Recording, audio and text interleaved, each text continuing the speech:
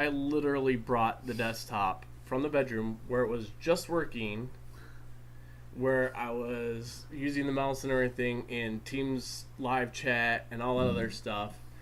And between the living room, the bedroom and here, it just went, it said, no, we're done. And so now I'm pissed off because I was all excited that the opening might actually be smooth and not choppy. And I was watching it in the stream, and of course it was choppy as hell. So I'm super pissed. And the thing is, I had this wireless keyboard, and I didn't like it. And so I went and replaced it with a different one that works really well. And now that wireless keyboard that the mouse came with, that doesn't even work. So I don't know what the hell happened between the 5 minutes that I brought the desktop. If we take it back in the bedroom and it starts working, I'm going to be pissed. I'm blaming ghosts. Yeah. Shout out for J.L. Warren. Right. Stand with me. Do you guys hear us okay? Want to make sure. Yeah, can we hear us this time? It doesn't look like it's peaking so hard, and it looks like it's picking us up. You have to have the dongle in for the mouse to work. No, I definitely had it in. You gotta have your like I said, I dongle. never took anything out. I never did anything, and if you're talking about underneath, there was nothing in there. Give the mouse some dignity of showing its privates off. Yeah. Talking about its dongle. And the thing is, I try to even plug the mouse in to the desktop, and apparently they don't have an option where you can have it wired. It only charges it or something like that. Either that or the mouse just completely died. I know if we're kind of far away, maybe we should point the camera down slightly. That's okay. Point the camera down slightly. I'll try. Just tilt it up a little bit more. There we go. Yay. Okay. Life is wonderful. Video and audio seems. So here's the thing. Right now, I'm using 53% of my CPU. When I use my desktop, and I did a test stream the other night, I was only using like 3% of my CPU, and so that's why I was so excited to do it on my desktop with that opener being good and stuff like that. But a bit of tea in Danish is here. Welcome. We need to get you in blue. So let's go. Boom. All right. So I don't know how we're gonna just go to town and start on this. And if you guys have questions, feel free to ask questions during it. Is this a do-rag I have to wear? This is not a do-rag. Do-rags are so different. Offended. It's true. I'm wondering if I should bring the camera over there so they're looking at my face this way and they can see as you're doing it. Dealer's choice. You'll have to remind me to read the chat. Be patient with me, everyone. I barely check my Instagram for people. Right. Okay. So I'm gonna have you actually move the camera slightly. Go to this corner, and then you guys can see the dogs and also how messy my place is too. So like maybe just right on that corner. And hold on. Yeah. My bag. I know this is awkward. Is that stretching it too much? No. Welcome to the stream where we're prepared. All right, now just take the whole thing, like just take the top and rotate it that way a little bit. There we go. All right, cool. Now you guys should be able to see my face a little bit better, and maybe I should turn off that light if that's giving the weird shadowing. That is all. I would have had all this ready had I not had to spend 15-20 minutes trying to figure out what was going on with the desktop. Alright, so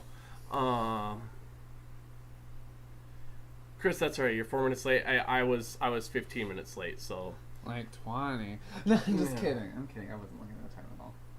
I probably was. And yeah, I look even younger because I had to baby face my face, and I never. It's so difficult that you just have to shave your face and you don't look like you're 40 years old anymore. I never baby face it.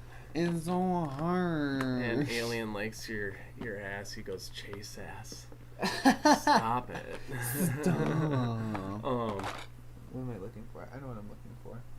I thought this might be a good time, like I said, if anyone has any questions or anything else like that. Otherwise, I thought it would be a good time to have a conversation about drag queens, the stigma behind it,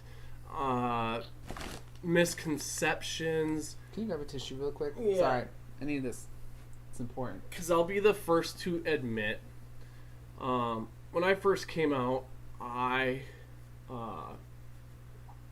had misconceptions about drag queens. Like, I thought drag queens were guys who were just straight up cross-dressers, like, all the time. Or, you know, or they, you know, wanted to be a woman. You know, I thought maybe that was their kind of the start to being, transitioning into being a trans female. You can talk while I put this on. Yeah. And so I had the misconception thinking that that's what it was, thinking that it's just all these guys who always want to be walking around in women's clothing, or they want to be women. And it wasn't until about, I mean, I still enjoyed watching them, I just didn't understand it. And then it was about 5 or 6 years later, one of my friends, he's really into performing, and he always wanted to do like plays and dancing and all that other stuff, but he never really could get into the theaters up here. And so the one way for him to be able to perform on stage was by doing drag. And so that's what he did. He just decided, hey, I'm gonna dress up in drag, so then that way I can start performing in front of people, because that's what he really enjoyed doing and that's what he absolutely loved. And so I kind of got an understanding for it, that it wasn't necessarily that it's men wanting to be women or walking around like women. I mean, that might be the case sometimes, but I learned, you know, that it's a lot of it is about the performance and about the art of it. And so I kind of moved past my original thoughts on it. And this was as me being a gay person. And so sometimes, you know, I would imagine straight people think maybe even worse about it. And so this is where I'd want Chayse to kind of step in and give his experience or his explanation behind drag queens and why he got into it and why he enjoys it. I laugh right now because, like, some of the funnest things, not funnest, it's a very interesting time, because at a default, as like a gay person, as a queer person, we'll say queer person, that's more of an umbrella term than being gay. More of an umbrella term for is to say queer. That includes a diversity of, you know, people who have varying sexual preferences, anywhere from like ace to demi, pansexual, bisexual, gay, anything really. And also for trans people, people who aren't cis, and people who have no gender identity. So with that, we just kind of go with the default. Now, I'm going to say this, I'm talking as a drag queen, which means I'm going to be a little bit more harsh. And it's like, straight people aren't terrible, but they are not exciting. I love all the people who, I would say that more in the essence of people who are not supportive. People who are a little bit more heteronormative, we'll go with for time's being. They are so shocked and like befuddled, and it's hilarious because you can see them in the crowd when you're on a show. They're like, oh, Mm-hmm. where am I? They're confused. Like, the lights are confusing. The music's overstimulating. I'm 6 feet plus tall. I look amazing. They don't, and they're just befuddled. And when we really start hearing like drag lingo and like in like queer lingo in the context of that, they're even more confused. Some of my favorite things I hear is like, it'd be like, I could be talking about Tanner, who is he, him, and I'd be like, oh, her, she's mad, she hates it, and then they're like, her, she, but man. And it's so funny. They're so easily confused. Right. Pronouns will throw them off a lot. Well, I'll be like, Avery's like, if I'm with like my drag mom, Betty Bang, she'll be calling Eve in the store. Right. Here's this little white white boy. See, I'm already doing it. And like, Eve, Eve. And I'm like, Betty, hello. And people are just lost. So it's like two boys go back and forth. Okay, so real quick, what are you doing here? Explain to people why you're doing this. I am trying to glue down your brows. I got big bushy brows. I'm gluing down your brows because for some people, how they like to paint, doing your face, they like to work with the complements of their face structure. Well, men typically have a lower sitting brow, and that makes you look more masculine. And so we're trying to knock out the eyebrow by covering it in layers of glue and powder in order to set it so that it could be less texture. We're getting rid of glue. Elmer's glue. Yeah, so it's literally an Elmer's glue stick that he is now putting on my eyebrows, so you can see I have a nice purple eyebrow right now. Safe for children. Yeah. And because men typically have more like downturned eyes, at least for white men, and because of that masculine, we'll go with typical masculine feature, we like to eradicate that so we can start creating a smoother face structure that is more feminine. Or as I normally, like when I started like painting my face, it was more about I wanted to eradicate all my facial features. To me, personally, this is not the same because everyone has different endeavors when they tackle their makeup. Like my drag mom, she likes to paint her face with the contours of her face. She likes to enhance her features and feminize them. I say knock the whole fucking block out because I don't have time for it. I didn't come to look like me. Right. I can look great. I look great, but to look greater. So, this isn't the first time Chayse has painted my face or put me in drag. Like you guys saw the thumbnail, that was actually when I was washing it off of my face using, I think, coconut oil. Yeah. And honestly, I kind of enjoy it because it's almost like someone's pampering your face, or like a face massage when it's going on. So it's... Oh, honestly, when I've had my face painted by someone else every time, I'm basically falling asleep like into the brush while they're trying to do something. So as weird as it seems, or that it might look, it's actually kind of enjoyable. Because, like, you know, he's putting pressure on the brows right now to put that glue stick on, so it's just kind of like, I have really bad sinuses and really bad allergies, so it kind of like help push on my sinuses to clear them out a little bit. We're really breaking into that respiratory system and working on circulation. You know, that's really all. Who doesn't like a face massage? I'm like a med spa. So anyways, getting back into what drag is for you, how you got into it, how people react to it or think about it, and then maybe talk about like drag kings, because a lot of people don't know about drag kings out there and what they do, or just drag in general as far as trans people and how sometimes it can be non-binary. Well, see, that's the thing. There are, what do I call them? I can't remember. Genesis, local drag queen in Twin Cities. I refer to them almost sometimes more as just a drag entity.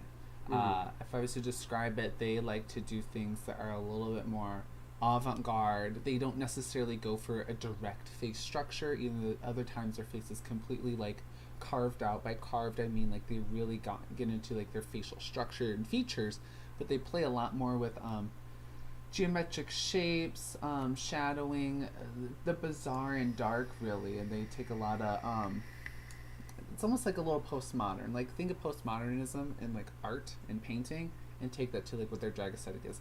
Their sensation, their face comes from more sensations, feelings, adaptations of life, and their own interpretation of how they see the world, versus them wanting to look strictly like a woman, versus someone like my drag mom, who like prides herself on looking like a very much a woman. She wants to look like Nancy next door, who has more money than you. Right. And for me, I like the idea of being like what did they say about one time? I wanted to look like a beautiful crocodile. I want to be a vicious looking predator, but I want to be stunning. Right. I want you not to be able to take your eyes off me.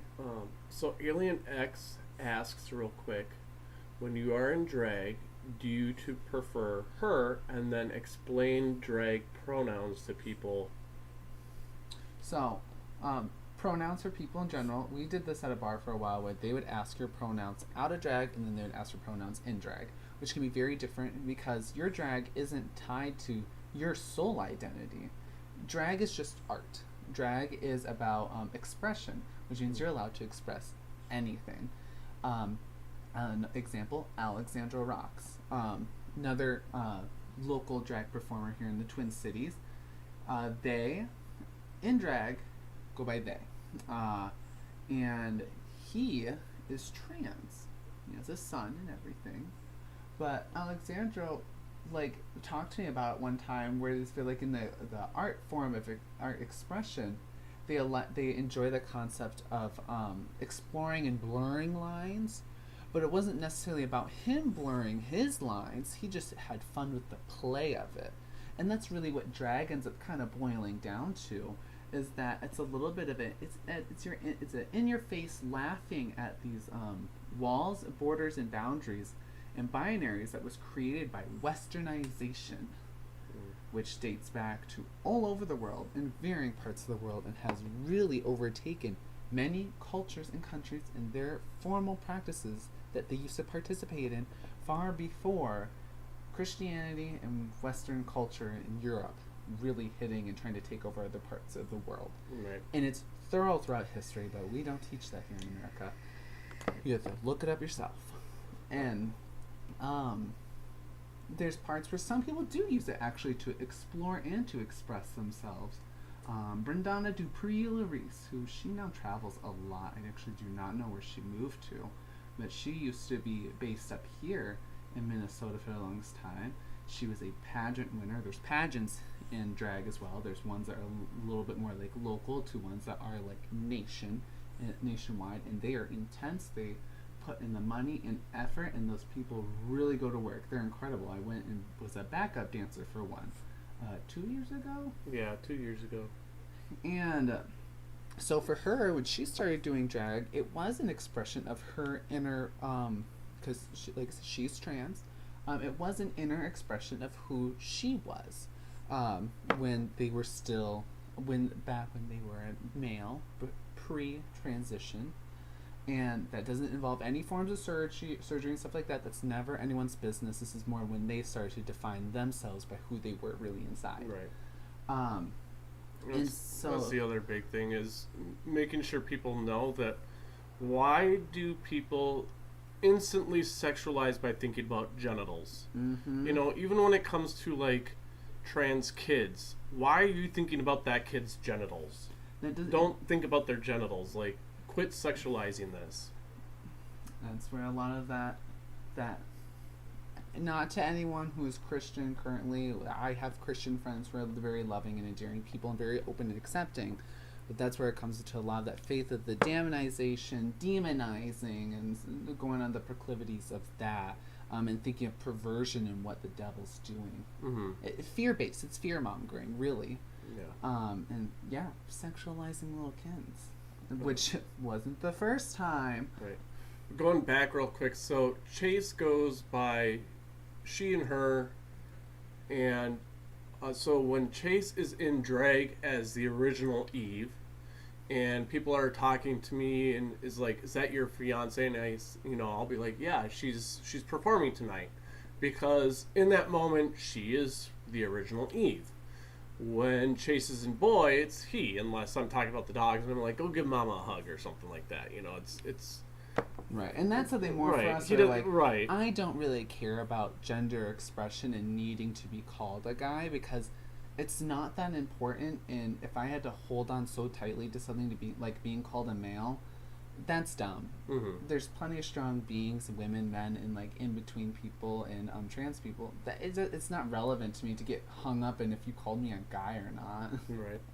I think you got some questions in the chat too. Oh, sorry, I'm really focused here. Where there's tags. Okay. Unfortunately, Tony Regime, I do not know who pantomime dames are. What does that mean? I don't know. I don't know. I don't know. Maybe it's a person. If you can, go. Oh, okay. For how So do you say her name? I know Pip. Yep. Hi, Parrot. Just call her Pip. Okay, so for Pip, if I would ever go on Drag Race, funny, I did the paperwork to go on Drag Race once. I did not send in an audition form because for when those people do that, you gotta plan. They want 12 unique looks. You need to get a psych evaluation. You have to do 64 pages of thorough, detailed background work about your medical history, your housing history, your drag history, your work history. You do a personality test. You really shout, and then like they want video footage. They need something unique and really wowing. So like for a lot of those people who go on, they do a lot of planning ahead. I wouldn't rule it out. I have certain feelings about RuPaul. Not to discredit the things that they have done back in the early 2000s and 90s and the underground work they did and really creating a paveway for people and making this more of a feasible work for people who are very passionate about this art form. But RuPaul themselves, people always give the thing about like, well, RuPaul's just old school. It comes from a time from the things that they've said that have been transphobic. I'm like, RuPaul is a queer, black, identifying male who worked alongside all those people who helped pave the way, who were queer, trans people of color, and you have discredited them on many occasions on Twitter, like many other people do, and they always like go back and apologize, and it's like, I'll believe it when I see work. When you go on TV, you said I won't have any trans women on my TV show who are post-op who have breasts now because it's an unfair advantage. BS. Right. Baby back BS. Drag is still art. It's not about gender having specific. boobs. Pantomime dame is a traditional role in British pantomime. It is part of the theatrical tradition, travesty portrayal of female characters by male actors in drag. Okay. Real quick, I'm going to jump back though to talk to a bit of tea in Danish. Chayse is actually not transitioning. He's cisgendered. I'm biologically born a male, but I just don't care about gender identity. Fluid. It just doesn't matter to me, really. But don't ever be afraid to ask questions about trans people because I think knowledge is power.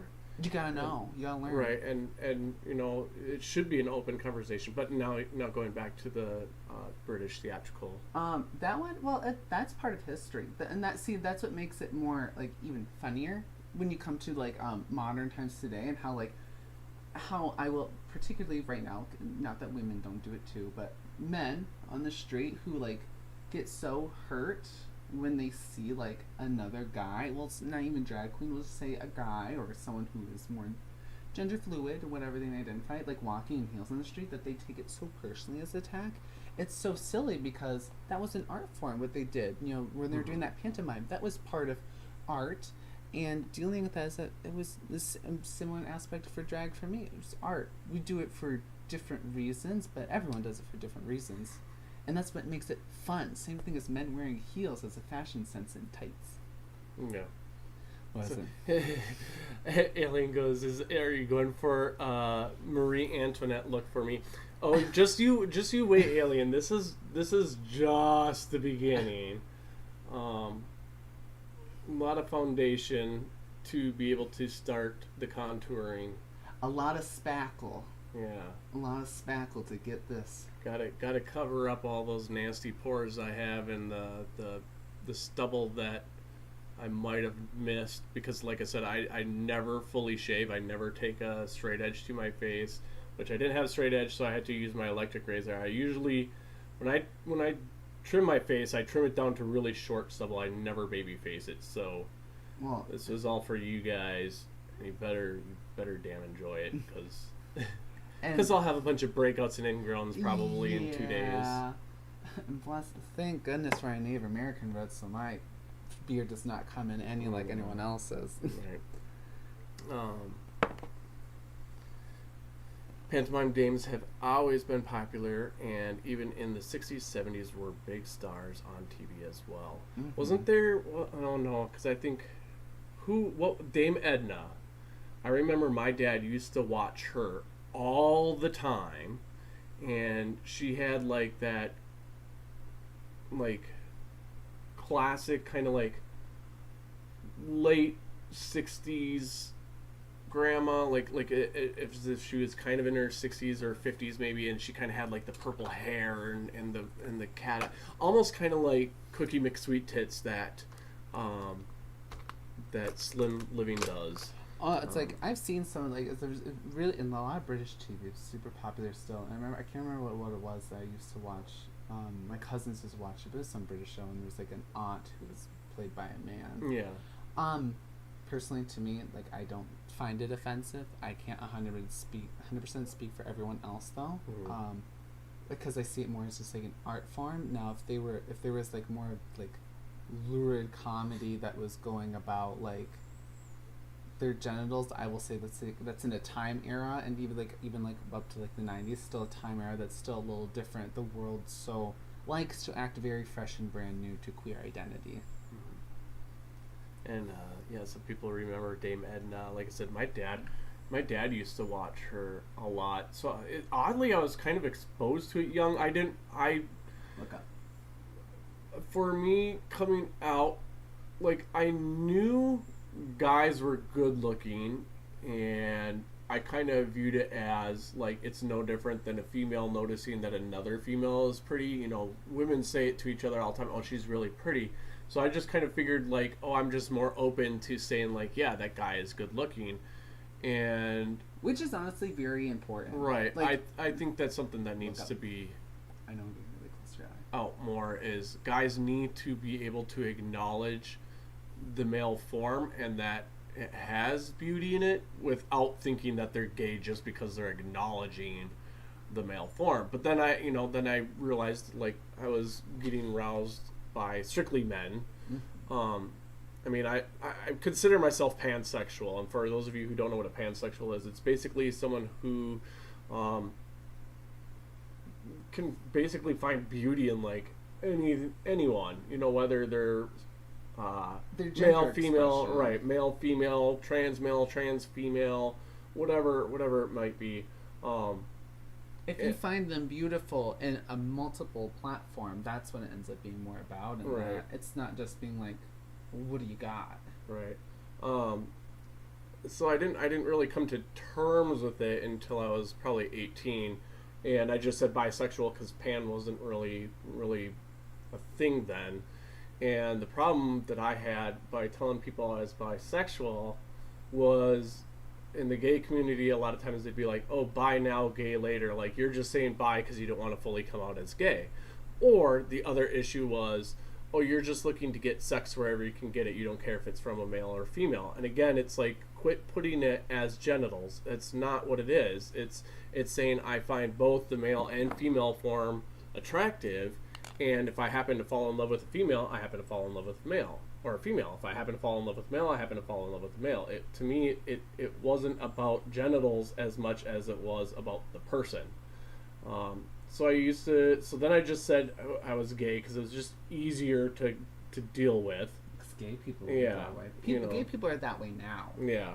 That's the really hard part, is that the gay community has a lot of racism, transphobia, biphobia, anything really outside the spectrum of just being like a gay white man. It's really hard for a lot of those people to think it exists and accept it because they want to live in a little Polly Pocket world. Mm-hmm. How does the glue taste? Because he sees you licking on it. Flavorless. It's like unscented moisturizer. Unscented moisturizer. It's the best. Oh. Well, because it's water activated, and so when I'm putting the layers on, I have to reactivate that coat that I put on too to be able to continue the tackiness that's existing. I guess it would be no different than when you lick an envelope. You know, there's glue on an envelope, so come on, geez, how does that taste? Well, they got good ones. They got the ones that taste like mint, and then you're just like, oh. Come on, mint? What? Yeah, there's some envelopes where the paste on there, they'll have it flavored, so that way it's not just. I don't know what they did in your time era. They still do it. But when's the last time you've done an envelope? Listen, when I was a kid, that did not happen.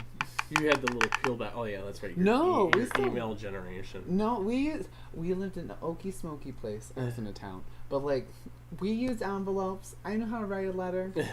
You excuse you. But like greeting cards. Tell me I'm wrong, people. There's some mint ones out there. Moist. A bit of tea in Danish. I keep wanting to use this mouse that doesn't work.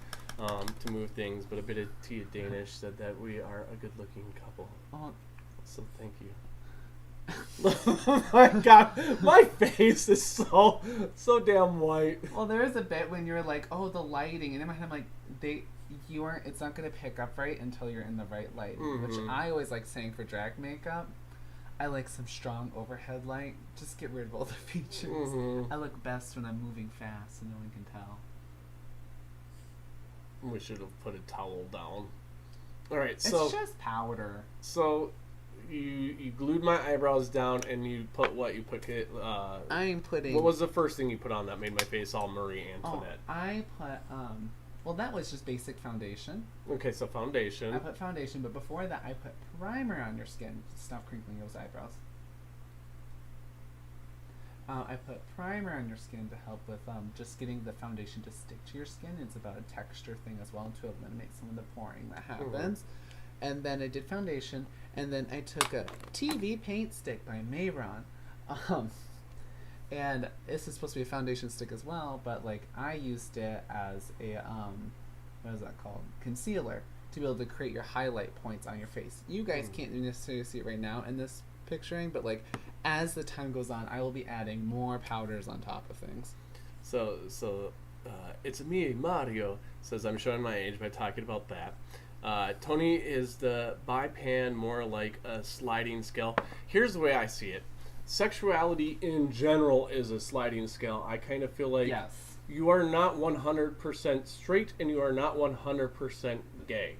You know, you may choose one over the other way more, but I think like you can find attraction in a male or a female if you're the opposite of that, or if you're the same as that. You know, if you're a male, you might one day end up meeting a guy that you get along with extremely well, and maybe you never once thought about a guy sexually before, and you find yourself like kind of getting romanticizing about them or getting aroused by them. And so it's like I view it as a scale, and I think people that, you know, as far as like the transgendered thing, I think that people, if they aren't educated behind it, then maybe they have more of a fear behind it. And again, you know, maybe they end up meeting someone who is trans that either they don't know, and they, you know, get super close with them on a personal level, and the person finally comes out as being trans,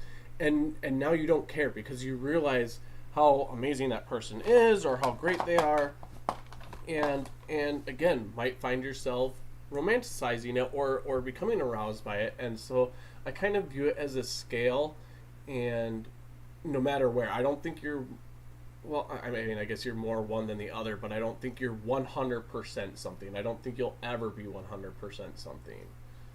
And that's the way I see it.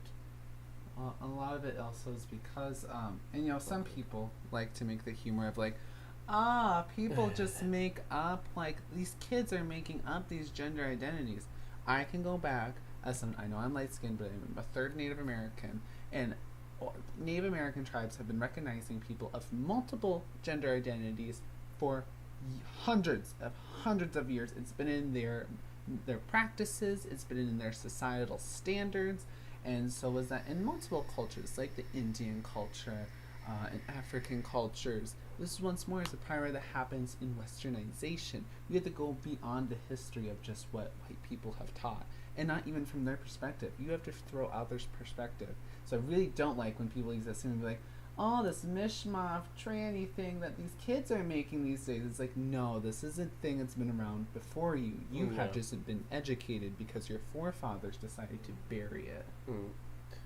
Welcome, Team Skeptic, to the chat. Do you want to come do this next?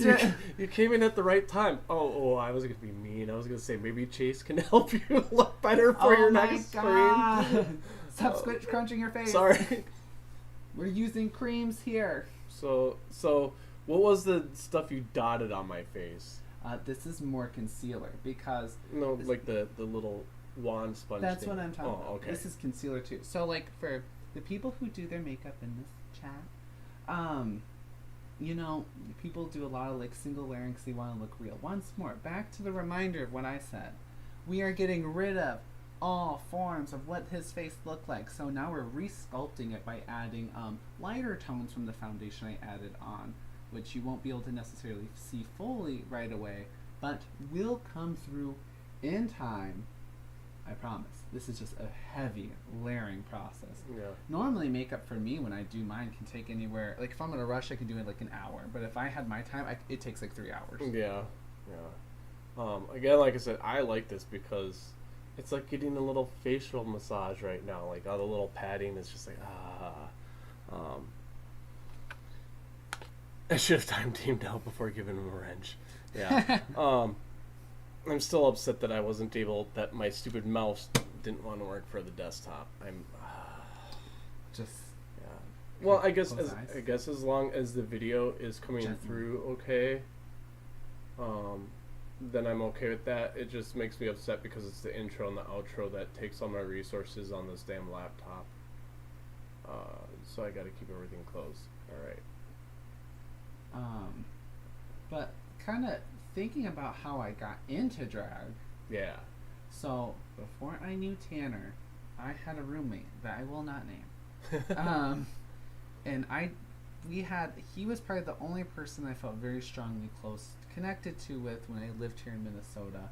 The problem being is that everyone else ran away from him and I wasn't seeing that because I was too insecure at the time. And you know, him and I kind of had like talked back and forth about like doing drag as like a haha funny. And there was a bit where I literally was planning on moving out to LA. I had the money, going about the way that I flew out there a couple of times to go house hunting. I was very serious about it. I was making calls. I was trying to find jobs while doing it, and we found someone. And we put our deposits down for the person, and then come to find out once we re-reported this because this person that I was friends with, his mom worked within like something with legal stuff and taxes, and so they were able to ask. We asked them to maybe do a background check on the company that this guy worked for, just to make certain that they were true, because we were kind of trusting a stranger. And so they did a background check. They came back like as a real company. Come to find out that this person had complete, and I mean to the highest degree of identity fraud being committed. And so he said he was over in the UK doing work because he works for a construction company, which is true. This guy owned a part of this construction company, was in the UK at the time, was actually like renting out, like had this place where it was supposedly being sold. But this person was using his email. He had his social security card, had his credit card information, had his personal verifications for his ID and everything. And so we were sending off, we ended up sending, I think in total $3,000 to a stranger, and never saw it again. So I was here in Minnesota with just $800 in my pocket, had to go get a new apartment with this person that I was friends with, and we just told ourselves if I had to stay in Minnesota, that we would do something with our lives. We would not just be nobodies anymore. And so we just dumped all our savings and stuff like that into drag. That's where it really ended up starting for me, and it really actually, like, I would say in some way, it sounds so cliche, but it saved me, honestly, because I didn't know what I was doing with my life. What inspired you to even want to try it? Or Well, I have more of like a fluid identity as it stands. Once more, it's something that's not super, super important to me, but is important for other people, so never diss that. mm-hmm. But I would say I was just more fluid. I could walk in heels very easily since I was like 3 years old, because I'd always wander around my sisters. I can hodgepodge a costume together, and I've been able to do that for like since I was a kid as well. I liked makeup, was not great at it, and I looked at the way, like, you'd go down to this bar called the Gay 90s, and then we'd go to the saloon. Which the Gay 90s is a historical site in the Twin Cities here. It's been around for a long time, and a lot of our parents and even grandparents talk about how they used to go there a lot. Mm-hmm. But anyway, sorry. Oh, no, you're fine. And so we were like, we just don't know how to make friends. I'm not from the Twin Cities area. The thing kind of about the Twin Cities that it works better if you're born here. It's easier to make friends here if you were going to school here. Mm-hmm. At least for my generation of like kids, like they really clicked, and they were like a lot of cliques. And so we just started going to drag shows and going to the gay bars, and we were watching it. And you ever see on TV like people in power or TV shows, and you go, that person just like controls the room. You have to stop scrunching your forehead. No, I'm sorry. I know. It's hard. I do it all the time to myself. But you just watch someone in a room, and you go, they can command anything they want. And I said, and like everyone loves them, and you can say awful things, funny things. A drag queen I've worked very close with, a lot of shots. She has like a show where she literally took someone's sandwich from them. She said, that looks good. She just grabbed it, took a bite, and the person loved it. She took someone else's drink, and she said, oh, this is great too. And they said, you can have it. It was that recognition. This is something that was really lacking for me at the time, because I was just sitting in the cities with no friends other than this one bum. And so I just said, okay, I want to do that. And plus, like, there's like maybe a hair second. I didn't necessarily thought I was like trans. I was experimenting more with like types of fashions and stuff like I wanted to wear. So I had a mix. I still have a mix of women's and men's clothes. But like I had a few other things that I was like, oh, like I want to try wearing that. And you get treated so differently when even if you're in shitty drag in a bar, you get treated very differently than you would as just a boy. Right. And especially a boy with no name that no one wants to talk to. I know some people, they like to say, you're so beautiful and stuff like that. I did not feel that way for a long time because people would not talk to me. People would not react to me at all. I was very much a fly on the wall. And so this is a way for me to kind of stop being a fly on the wall, but also break the boundary that was between me and strangers. Right. And I also didn't want to mingle with them at the same time. I wanted the power. I'm just kidding. It's fun though. It is. Well, it's kind of like me. I'm extremely shy, and when I'm in a group of people, I'm very silent. But I used to love performing on stage too. Like I was in plays in high school, and I was a dancer in high school. And I told some people, like, I've done Scottish folk dance, I've done African tribal dance, I've done hip hop, modern, jazz, swing, so many different things. And it's like being out in front of people, because like you're not, it is a character, you're being a character when you're out there, and so it feels different. And so it's one way to kind of get myself to not be so shy. And the thing too is, like, I forced myself to talk, and I think that's kind of what helps with these live streams is we kind of talked about it last week, is because the people aren't here in the room, I don't feel as shy. But if everyone who is here in the chat was here in the room, I'd probably feel extremely shy and nervous, and I wouldn't be very talkative at all. And so even when I'm in live chats of live streams that are going on, sometimes when there gets to be a lot of people and a lot of people are talking, I get very nervous, and I'll just kind of stop talking because it gets a little too overwhelming for me. And so I completely get of like the whole becoming a character and kind of putting your original self to the side, which in turn then it it helps your original self to be more outgoing.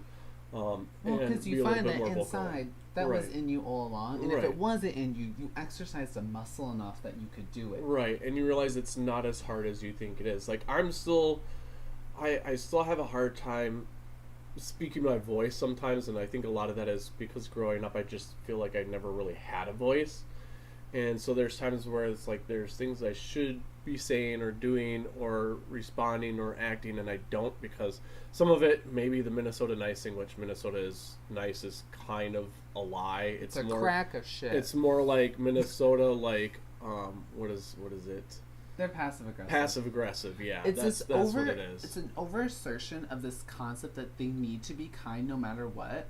But it's like, frankly, if you don't like someone, you're not going to see them again. You don't have to be nice, but it doesn't mean you have to be a dick. Right. And that happens is that these people just bound up their feelings too much. Granted, at the same time, you could go into a certain part of town and you could say hi to anyone, and they'll probably say hi back to you. Face. But like, it's not really like. I think people put too much effort into being like, we gotta be this way. I'm like, you don't. Mm-hmm. Minnesota puts a lot of effort into that, and I think they need to stop. Yeah. But that, well, same for me because I also in drag. Before drag, I danced. I went to school for dance. I was a Native American dancer. I did like dance growing up. I did cheer. I was a competitive, not competitive, but I was near competitive level cheerleader, and my parents kind of really asked me if I was going to go to college. I wasn't really good at school. Like, I love education. I'm just not really good at schooling. And so, like, I just didn't know what to do with myself. And I was like, I want to be successful in art because it's the only thing I actually found that I was good at.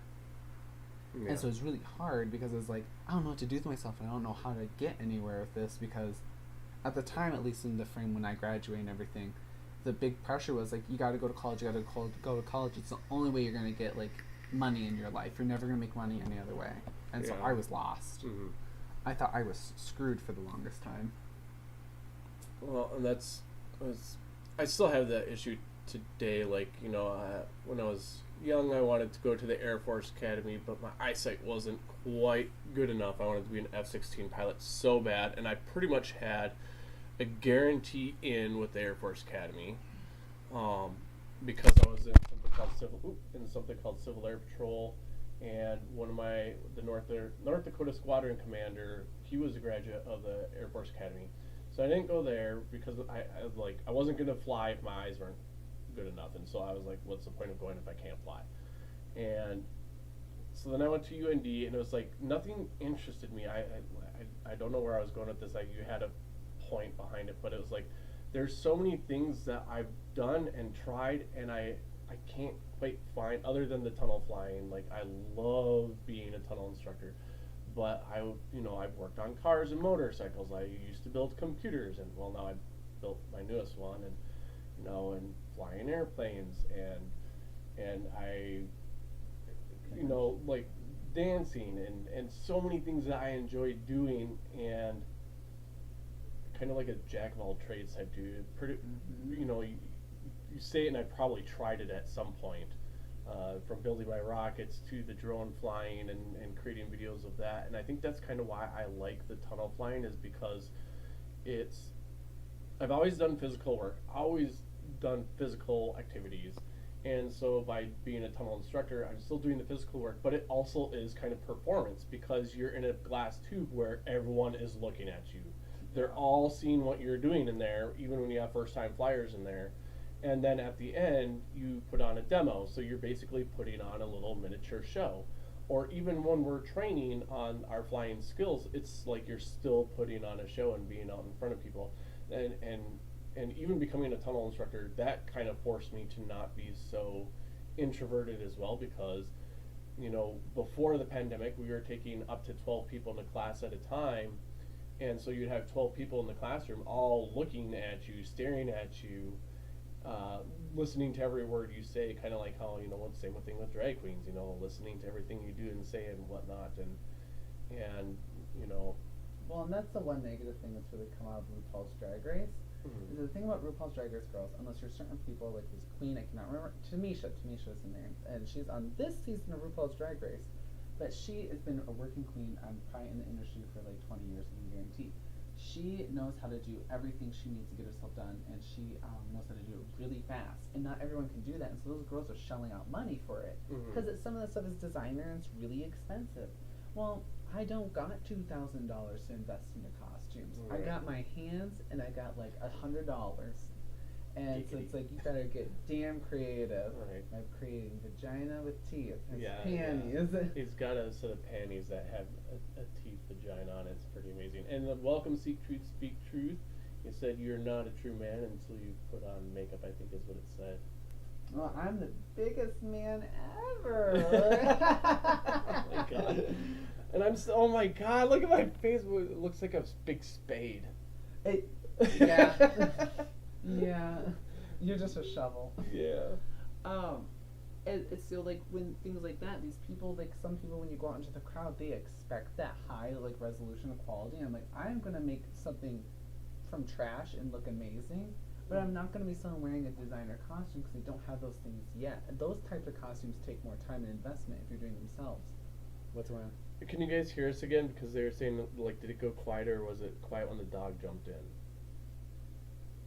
Oh, So wait, make sure. where's the thing? Oh, it's right here. It's plugged in. Oh, yep. Nope, you're right.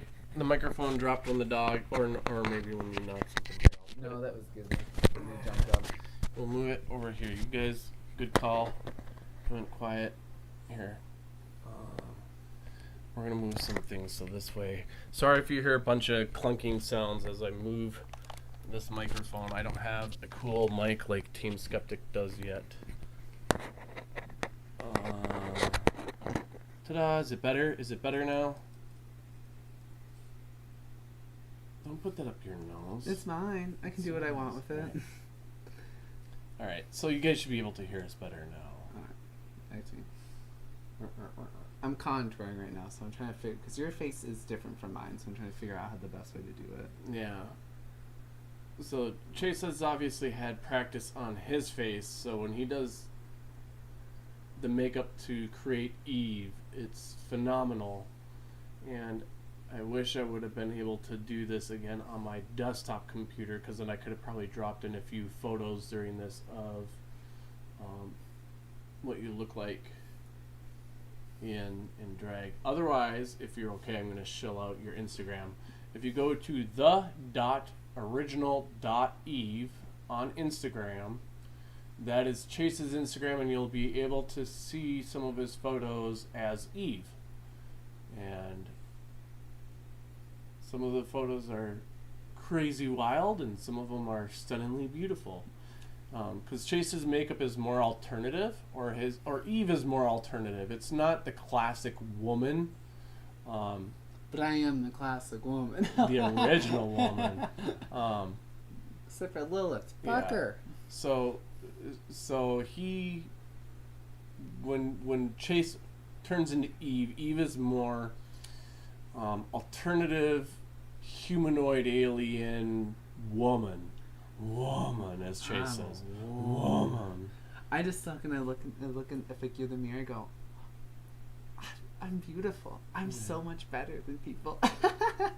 Real quick, John Copeland says hello from Westy, and hello, John Copeland and Westy, part of my skydive family, and I love my skydive family and the flat earth debunk community family, because like I said last week, y'all are a bunch of weirdos, and it's the biggest group of misfits around that all come together to just show love for one another, you know, and it's so cool how everyone just interacts and stuff. So welcome.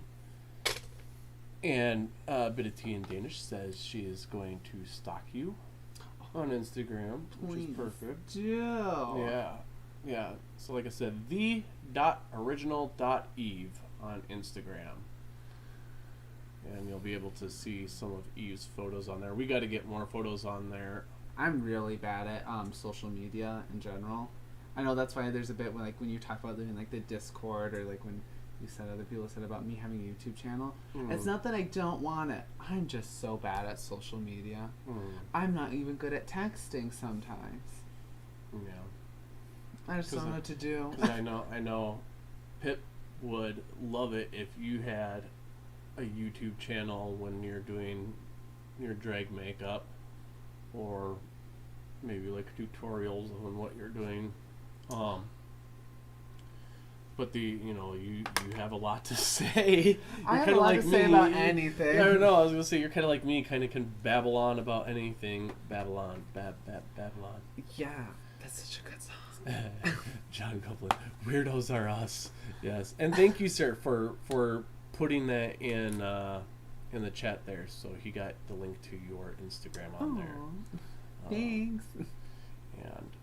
And then you guys can probably find me on Instagram too. It's just like everywhere else I am. It's Skydiver Tanner, and my Instagram is kind of all over the place. Some of my drone video footage in there, and some skydives, and photos of the fish tanks, and just random stuff with the dogs.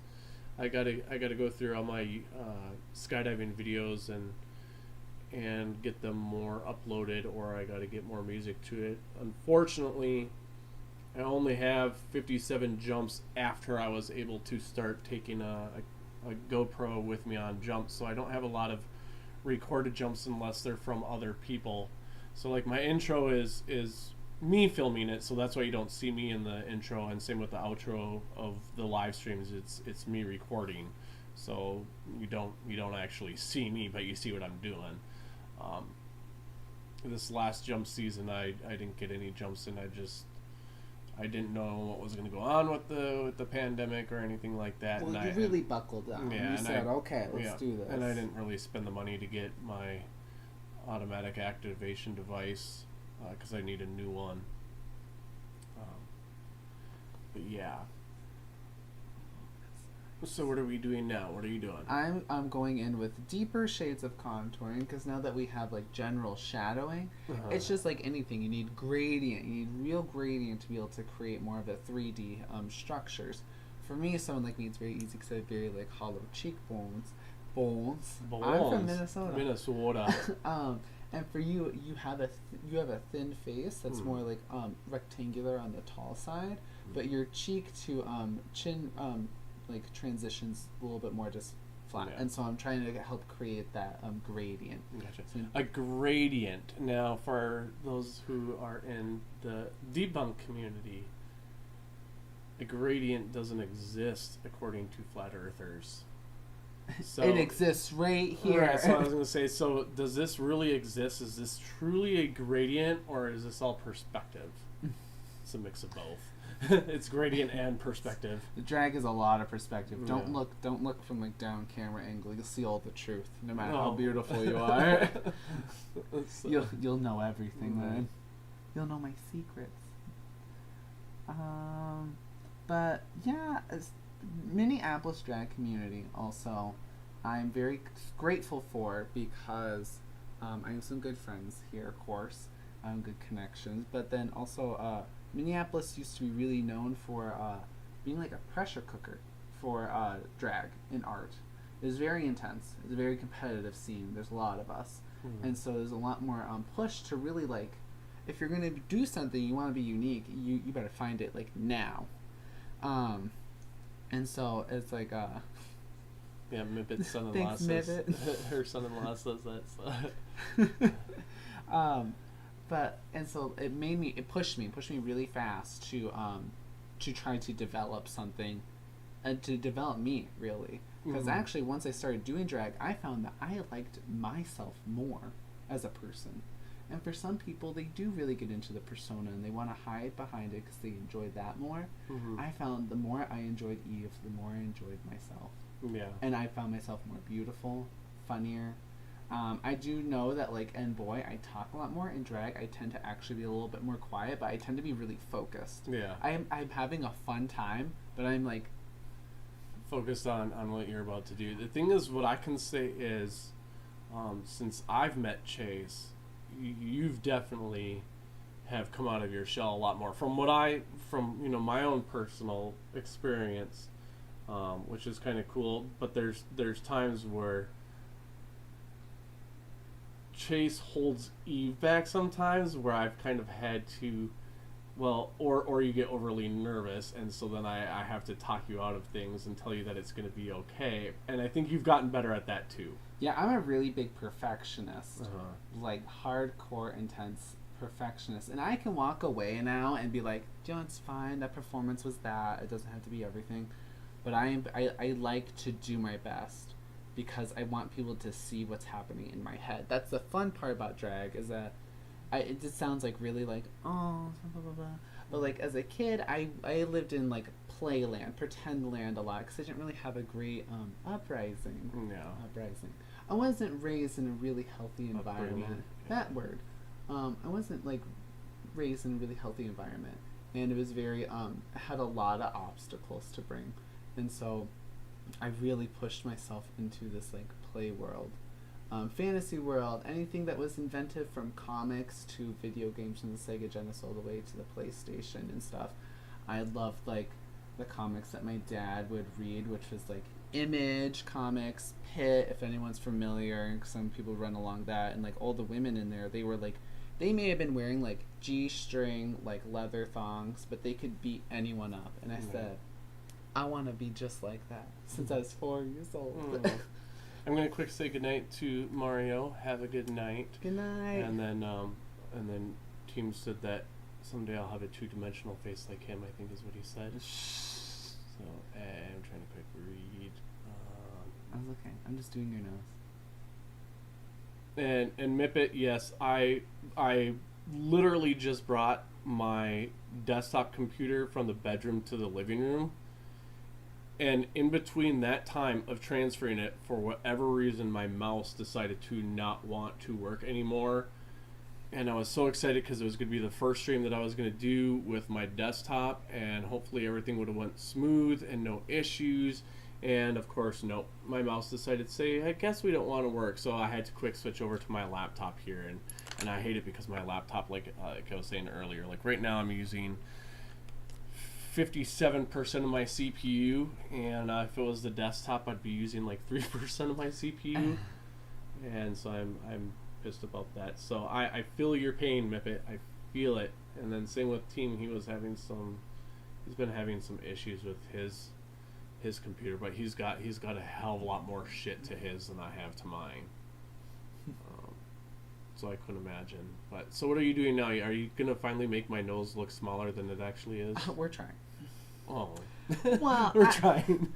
I take a lot of idea of how not a lot of, but I know some black queens who they, a lot of time everything's about pinching things down really tight, really small, and I've seen lots of black queens who maybe have a more naturally larger nose, and they keep it, and I love that because it's like drag is about being, it's not always about being standard. It's taking standard and stuff like that and throwing it in its face. So I like when people actually keep some more of their natural feature. Yeah. I am going to go with that just because that's just, I'm just going ABC right now. Right. So I'm like, oh, we got to contour the nose. I'm sorry. That's all right. For one more minute. No, you're good. You're good. So yeah, make that nose look good. If Jeannie, look at something. I was just making sure to see what the hell said. Because I know I'm not looking at this at all. I keep forgetting. Yeah, it's all right. I'm trying to make sure that if there is some sort of tag to try to read that, because if it's a question or something like that, then I make sure to get that out. But wow, my forehead's looking darker though. Yay to that. It's not so pale white now. There's a shade. There's a color there. Something different.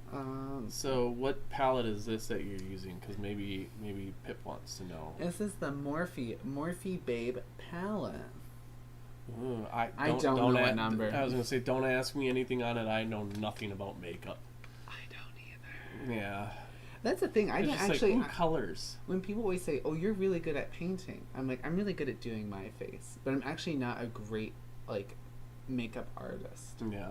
And there's such a distinct difference because I went in doing makeup not knowing a ton of makeup. I knew how to do like stage stuff, like fun, crazy things, but I didn't really know how to do like makeup. And so that's I just went at it, and that's the biggest thing. That is my favorite thing also about drag, is that people ask me like, well, what would you say for like people if they ask your advice on drag? I'm like, drag is all about continuously eating shit, because even on your best nights, nasty. you're gonna be. We're just really into it. Poo.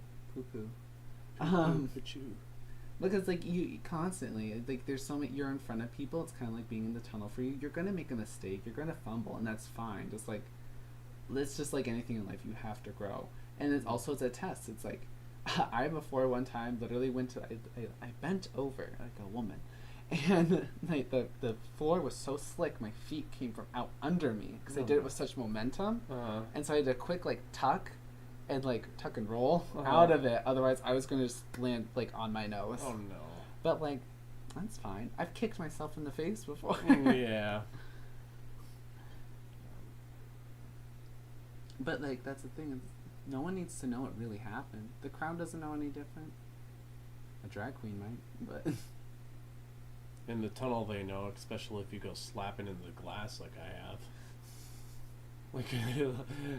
For anyone who hasn't seen the video that I posted about like skydiving, body flight, and physics, at the very end of the video, I put up like 2 bloopers of me, and one was when I was practicing layouts, and I go into it and I go up and I just smack right into the glass. Oh, oops. And I felt like I was up there for like 10 seconds in that short bit of time. Like, in my head, I was like, oh my god, I am head down, pressed against the glass. How am I going to get out of this? What do I do right now? Do I push myself off? Is someone going to come peel me off? Whatever else like that. And so then I just kind of pushed away. And in my head, I swear I was up against the glass for like 5 seconds. But then you look at that video, and it's literally a split second that I'm up against the glass. It's weird how like you can hang in those moments for so long. Say Captain on the Bridge, please. Captain on the Bridge. Captain on the Bridge. Captain on the Bridge. Yeah. Is that it? I was in the middle of typing what blank. Who is Chayse's favorite makeup? Anything that works. My favorite favorite eyeliner is Elf. And they have like literally like these little like cream buckets. I don't know. Little container. And it's just cream eyeliner. It's some of my favorite stuff in the world. Elf has really great primer. I like Wet n Wild's lipsticks. I don't really like MAC lipsticks. I've used lipsticks from like Tarte and Bite, which are fancier brands. Tarte and Bite. Smashbox has really great primers for faces. Morphe has some of the nice brushes. Elf has amazing brushes for the price that you're paying for them. They're incredible. I use a lot of anything. Anastasia Beverly Hills has fantastic powders, and so does Morphe. Morphe has honestly been the easiest thing for me to work with when it came to eyeshadows, because they're so pigmented. And they move just like butter on your skin, and especially when it comes to like this area on the brow, you'll see later, it's really hard to actually sometimes it's hard for like the powders to connect to that glue, like at least from all that working that you did on it. It's too much. I know nothing on all this, so I'm blank, and But like I have 10 different palettes over here, and I just pick and go, because I used to use really crappy like brands for makeup, and you just learn how to make it work. Like I use like any brush that works for me is a brush that works. If people ask me what's my favorite brush, I said the ones that work. Yeah. It's like when I was doing painting of rockets, or even when I used to paint models and stuff like that, I was just like, I just use what works rather than like finding a specific style or make or not. Like mine are just Walmart brushes, and they work okay as long as you keep them clean. Well, exactly. If you can get your hands to work them, then that's what really counts. Q-tips work well for a lot of things too. They do. I've watched a drag queen. Her name is Benda LaCreme. She was on RuPaul's Drag Race. She has done her whole face using her fingers and those little triangle sponges. Oh, really? So it's really if you can make it work. Yeah. And she could use nice brands, but she did that.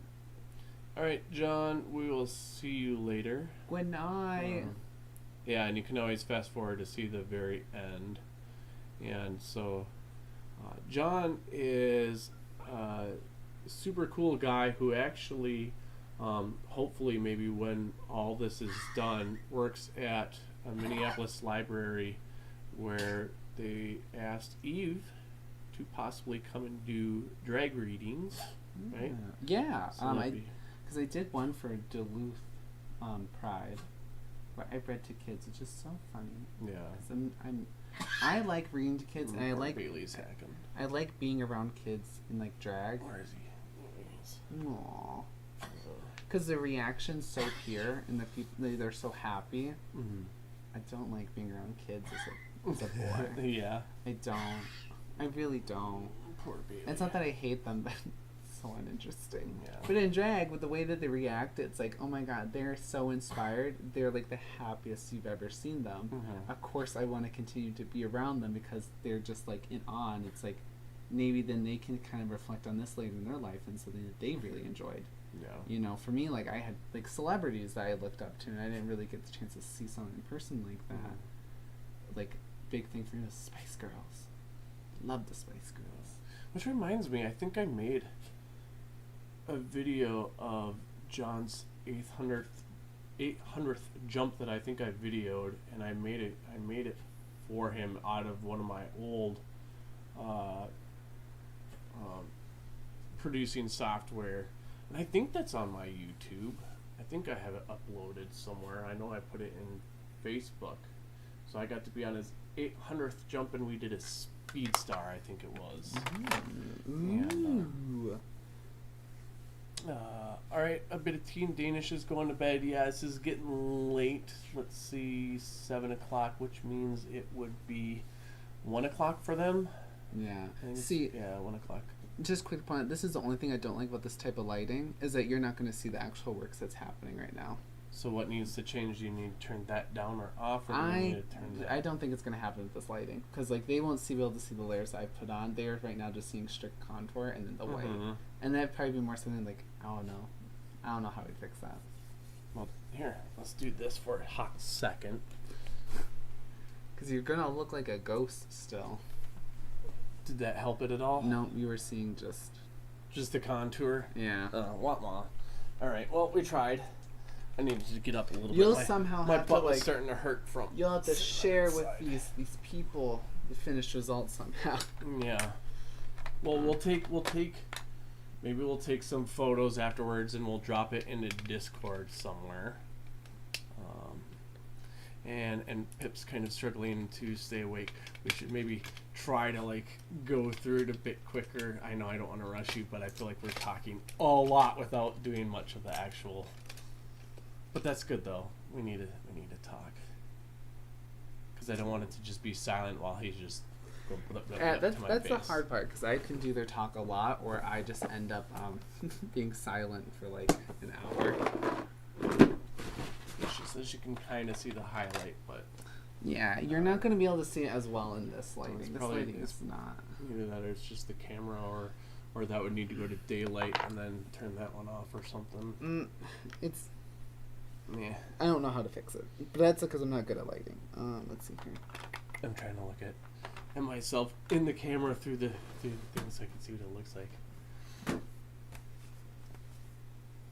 Okay. We're gonna move on to your eyes. See, this is the fun part because to me the eyes are when everything starts to come alive and I don't look like a ghost. Well, and Yeah. that's true. Yeah. Really, honestly, drag, you will end up looking so weird until like the end. Mm-hmm.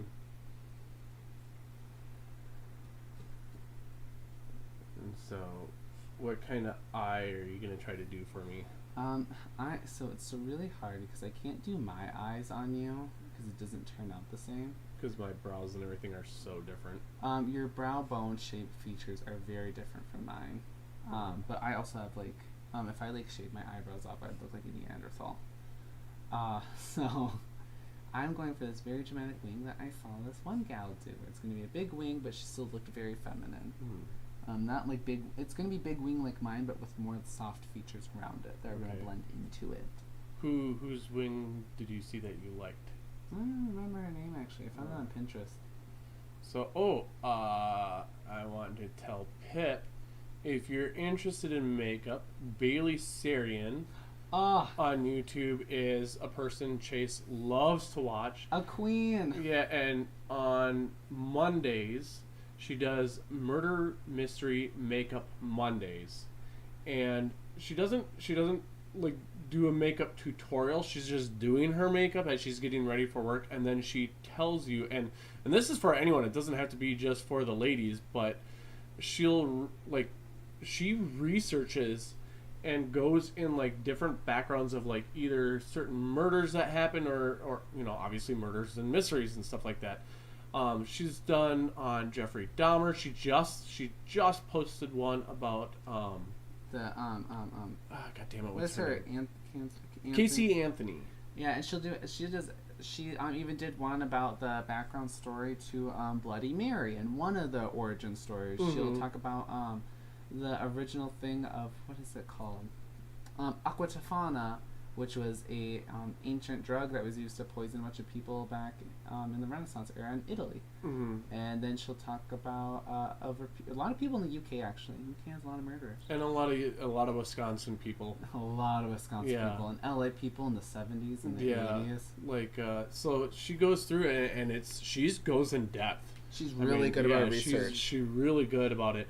And I love listening to it because, it's fun to learn on the different things. And she likes to give facts. That's the thing. She doesn't do like makeup themed around it either, because she thinks, she's like, I know I'm already doing makeup while talking about like death, which just seems really disrespectful.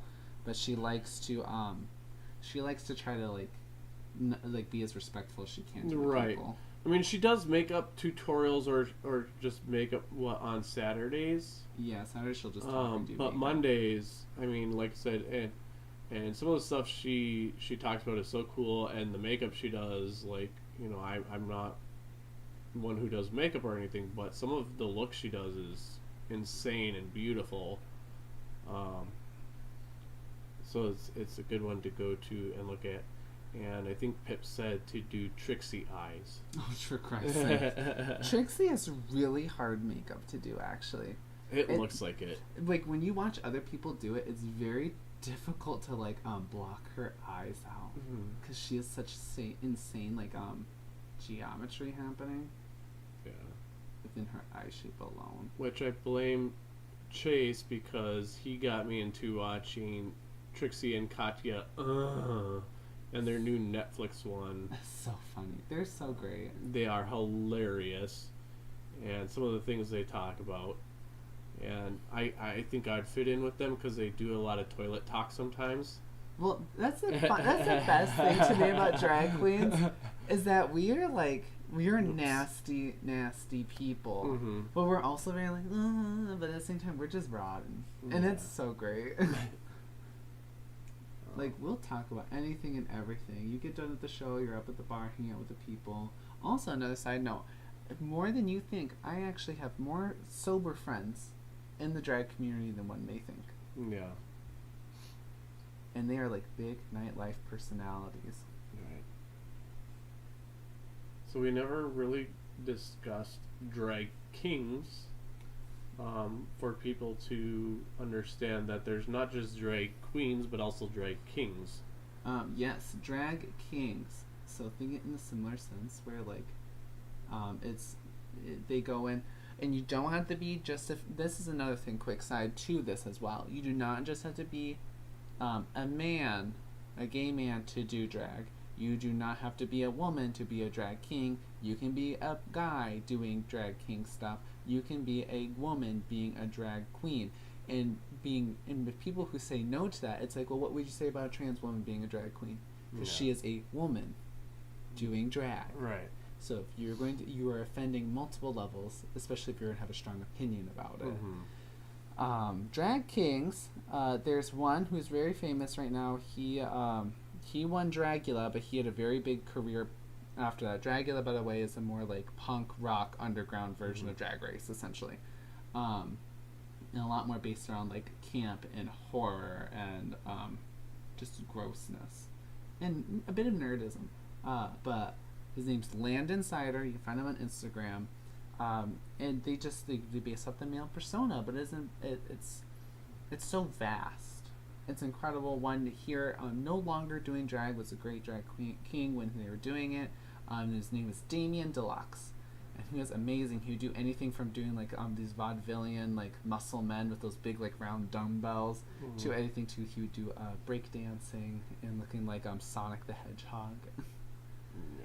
They aren't really, because a lot of people also a little bit with TV and what the world has been exposed to just think it's queens and guys doing drag, and it's like, no, drag kings have been around just as long and they have been doing it just as much as we have, and they're just as valid. We don't get to see them super commonly because there's just not a lot of people who always steps up to the plate. It's not a heavily saturated field of work.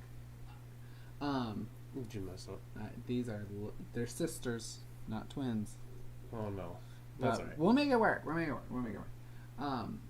And it's hard because they weren't kind of deemed as popular and wanted by people because they really wanted that RuPaul Drag Race fantasy, and RuPaul doesn't do drag kings on his show, and that's another thing that's a little bit problematic. I know some things are geared a certain way, but at the same time, like, it's drag, and it's been around just as long, so I don't see why wouldn't you have it, because it's a part of the representation of the actual community that exists.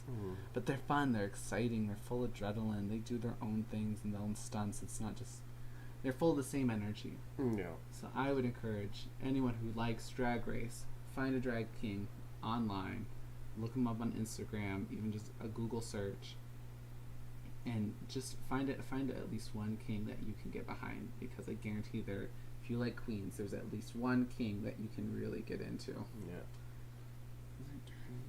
Tommy Boy is really cool. He's a drag king here in the cities, and yeah, he had to move temporarily. He's a bit of an emergency leave with family, but he's been doing drag for a long time, and he's been in Twin Cities for years doing it. If anyone, I posted a while ago that, well, I mean, it was probably the beginning of January here. Chayse was a part of an online drag show called Fierce, and I shilled out the link a couple places, but it was kind of last minute that I did that, and Tommy Boy was a host of that, and Tina came to that, and Little Wolf came and watched, and they absolutely loved it and enjoyed it, and it's usually the beginning of the month, and they'll have different people on, but unfortunately Tommy's not going to be hosting it anymore, but it'll be Lala and Jamie Monroe. Lala Luscious and Jamie Monroe, and Little Wolf has a crush on Jamie, and it's hilarious. He's like, I'd hump her leg, which is so cute. And Jamie does a lot of Dolly Parton, which she does a great job on it. So I call her the Dolly Mama. Yeah, 'cause she's also my grandma. Drag grandma. My drag grandma. Right. Yeah. Sorry, I forget about that. Yeah, so if you want to explain what a drag mom or a drag grandma is, so people kind of know the history behind that. So a bit of history, as I know. Have you seen any Nina Hagen song videos real quick? No. She used several drag king personas. Oh, nice. In all the songs. I love that. But anyways, okay, so drag moms, drag culture kind of comes with a culture of Vogue culture, underground culture, New York style life. And so back, and especially during the AIDS crisis, and when gay people, especially gay people of color, were trying to find a home and their place, there was the Vogue world, there was the underground, the ballroom scene, which still exists today. It's very prevalent and is very important, because that's where a lot of fashion and inspiration actually comes from in general for the artwork you see today. And so during those time frames, and when people were getting kicked out of their houses, and people were being rejected by their family, or trying to be killed and converted, and they were trying to find a home, there's a thing called houses, where essentially gay people and queer people of varying identities, they banded together, and they were saying, do you want, I'll take you in. I got a house, I got a home, you can be there. But also, like, with part of it, they were in the Vogue ballroom scene, which involves stunts, dancing. There's like all sorts of pageants and works that go by. It's another form of entertainment that is not drag. but also has drag queens in it. So there's thing where it'd be like a house mom. There's a matriarchal and there's a patriarchal figure. Not always both at the same time, but they exist in houses. And so there's a mother, and she would kind of like help get the kids, so to speak, together and be ready to do shows, showcase themselves, and like holding the name and bringing in like what it meant. But that also they were mentors. They were people who genuinely were acting as parents for these kids who were being kicked out of their houses, who knew the experience, the pain and suffering that like queer identities were going through because society was deeming them as monsters and incapable of being in the same existence as straight people. And so they did what we've always done: take care of ourselves. But we don't just take care of ourselves by ourselves. We take care of our community with us.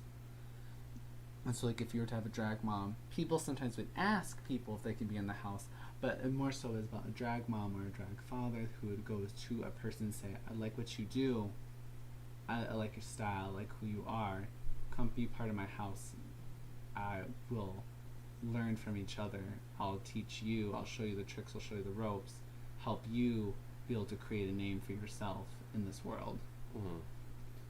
But yeah, so from back then, it came from the time where people were just left and right being abandoned, and they just banded together instead. They said, I'm not giving up on these people just because the world gave up on them. Right.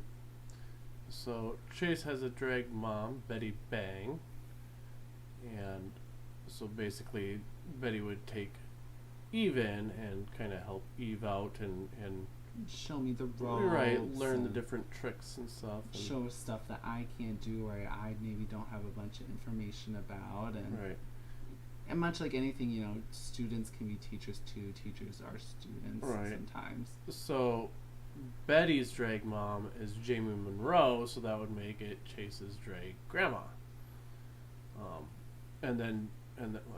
Eve, I should say, Eve's grandma. And then Eve has two daughters. I do. I got one named Gemini Valentine, and I have another one named Sasha Soda. And they know not to call me Daddy, because Chayse hates the word Daddy. I do, and you would be Drag Dad.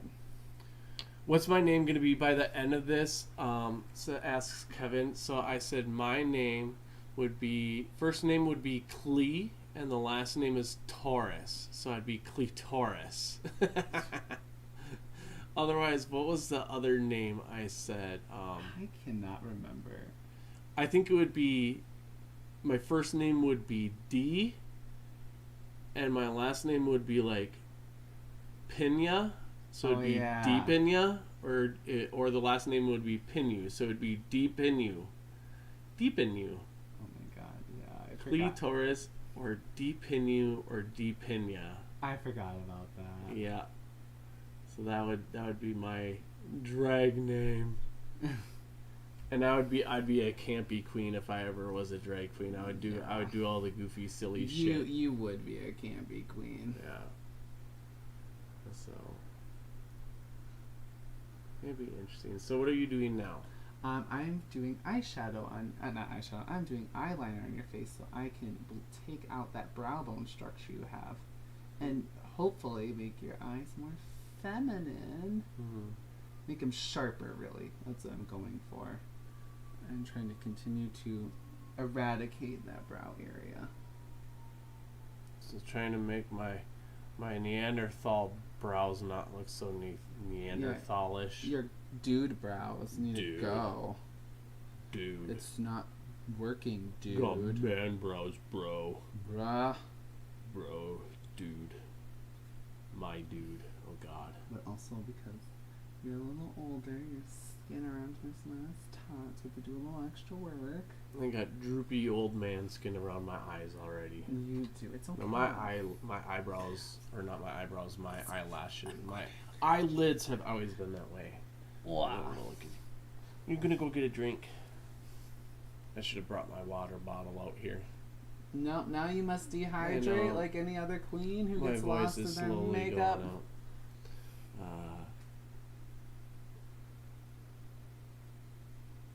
1080s transform. I'm sorry, I'm trying to catch up.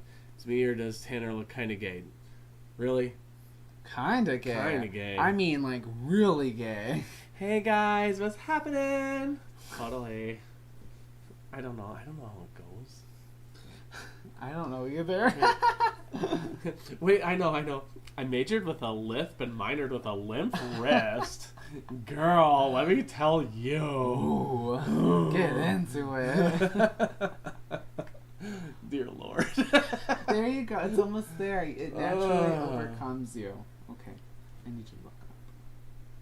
Oh my god, I'm gonna be turning into Cookie McSweet Tits. Oh my god, you guys. I even got the glasses to be Cookie McSweet Tits.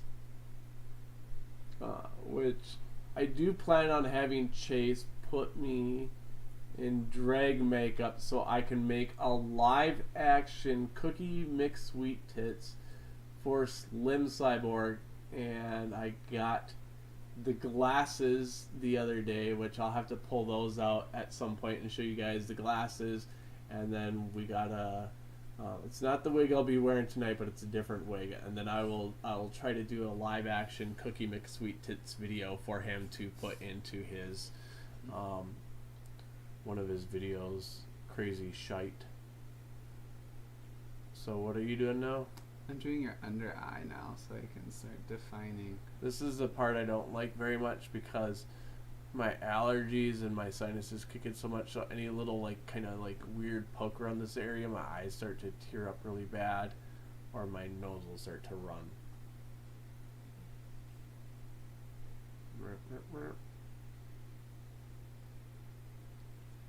Yeah, we're gonna fix up some spots. That's alright. It's Can you not. sneeze? No. Oh, I might. No, I'm good. Okay. Okay. I'm Don't good. sneeze at me. Look at the screen. Look at the screen. And really, yeah. Fish sticks. Do you like fish sticks? Do you like them in your mouth? That makes you a gay fish. Alright, you can just relax. Relax. Jump to it. I'm just doing this to now fill in some lines to make them look sharper. Because I use a cream eyeliner and now I'm using a liquid. Look up. Looking up. That feels weird because it feels like a wet, like, I don't know. Yeah, It's a wet pointy brush, which it is, but it just feels funky because you can like feel how moist it is. Basically, it feels like you're smearing like my tears across my face. It is a weird sensation. And it's funky and Funky. and then I blink and it feels sticky. Yeah. Yeah, I know that was bad phrasing, but whatever. At this point, I don't care. Noki, what you doing? Close your eyes now. Yeah, I always like when it comes to like drag makeup. Some people think like because like so there's a thing for like a lot of baby drag queens when they're just beginning, where they'll like it's the first time you're putting on dramatic makeup, so you don't know what you're necessarily doing because you have to go extra. And there's always kind of this rule where it's like, oh, when you thought you put on enough, put on a little bit more, and then you probably got it. And so there's this thing where a lot of queens will go, oh, you should put on some more makeup. You should try a little bit more. A little more. Little Latin boy in drag. Why you crying? I hope people know that reference. I can't think of the name of the movie right now. Actually, Tu Wong Fu. Yes, very very hilarious movie, and I've seen Priscilla, Queen of the Desert, long time ago. I want to say it was like I was in my teens, but I don't really remember much of it. It's been a long time since I've watched Priscilla, Queen of the Desert. Yeah, and Wesley Snipes in Tu Wong Fu. There's some big names in Tu Wong Fu. It's Wesley Snipes and what's his name from Ghost? I can't remember his name. Yeah, Dark Steve says Priscilla, Queen of the Desert, Aussie movie it is. Mm-hmm. And then the dude who is in Moulin Rouge, he's also in Tuang Fu. What's his name? Ooh. The little Latin boy. I can't Some big names in that movie though, and it's hilarious. Why can't I think of that actors? I'm so terrible when it comes to names. So I'm really bad at actor names. Yeah. I never really know. That's the thing I didn't pay a whole lot of attention to. It's something I have really bad memory when it comes to stuff like that, so it just never clicks for me in my head. I just remember I used to have a huge crush on Claire Danes from Romeo and Juliet, and so that was like one of the only actresses' names that I knew for a long time. And then quasi crush on ouch. I know. What's his name from Titanic, and who was Leonardo also DiCaprio? and he was also in it. So it was kind of confusing because I thought they were both really good looking, but I was mostly into her though. Claire Danes is like, she was like my Shoots away everything. yeah. I haven't even looked her up to see what she would look like now, but I remember like when she was in Romeo and Juliet, she was like, yeah. Do you need me to like tilt my head? I forgot more, to tell you what to do. I just keep going. You're fine. Interesting. Someone probably said it.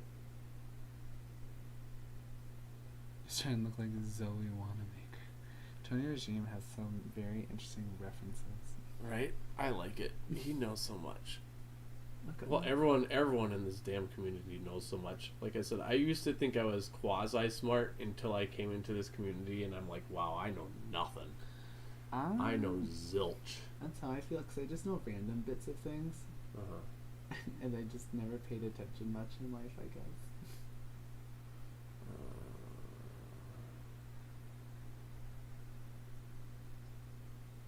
The eyes are always the weird part for me.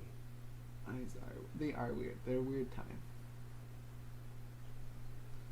And this is where, who was it that suggested you do it blindfolded? Oh, I think it was Alien. No, who? Was it it was it Slim? Oh yeah, it was Slim on Pip's channel who said that you should do it blindfolded, and this is the part like I was like, no, this right here. Yeah, I would stab your eye out. It would be fully gone. Where's your eye at? And then you'd be like, no, and I'd be like, well, I have to do it. Even if you were using a pad or whatever else like that, like I think he suggested, I think you'd probably end up poking me with your finger. Yeah, I would. You'd be like you would have no eyeballs by the end of this. Pip's birthday party was fun. I liked that a lot. And let's see. You have to watch Priscilla if you haven't seen it. Yeah, I gotta rewatch it because it was a long time ago that I watched it. And we finally finished all the episodes of Big Mouth. And now I want the new season to come out, but there was a point where what's his name, the little gay boy on there? Oh, I forgot his name now. Yeah, I forget it too. Like I said, I'm terrible with names, but it was weird because like he was nervous to come out to his dad because his dad was hardcore military guy and whatnot, and his mom was like big old Christian woman, and his mom find out first, and she's the one who took it hard. And so then when he finally came out to his dad was like, oh, I've known for a while, and like his dad was cool about it, and it kind of brought tears to my eyes a little bit because it was like I felt like that's how it went with me. My dad was very, very Catholic and very traditional, and he was in the Air Force and stuff like that, and so I was most nervous to come out to him, and he's the one who was almost more accepting than my mom was. My mom seemed like it at first, but then we had a struggle for about 6 months because she sent me like this audio tape when I was in college saying like she doesn't accept it or doesn't approve or whatnot.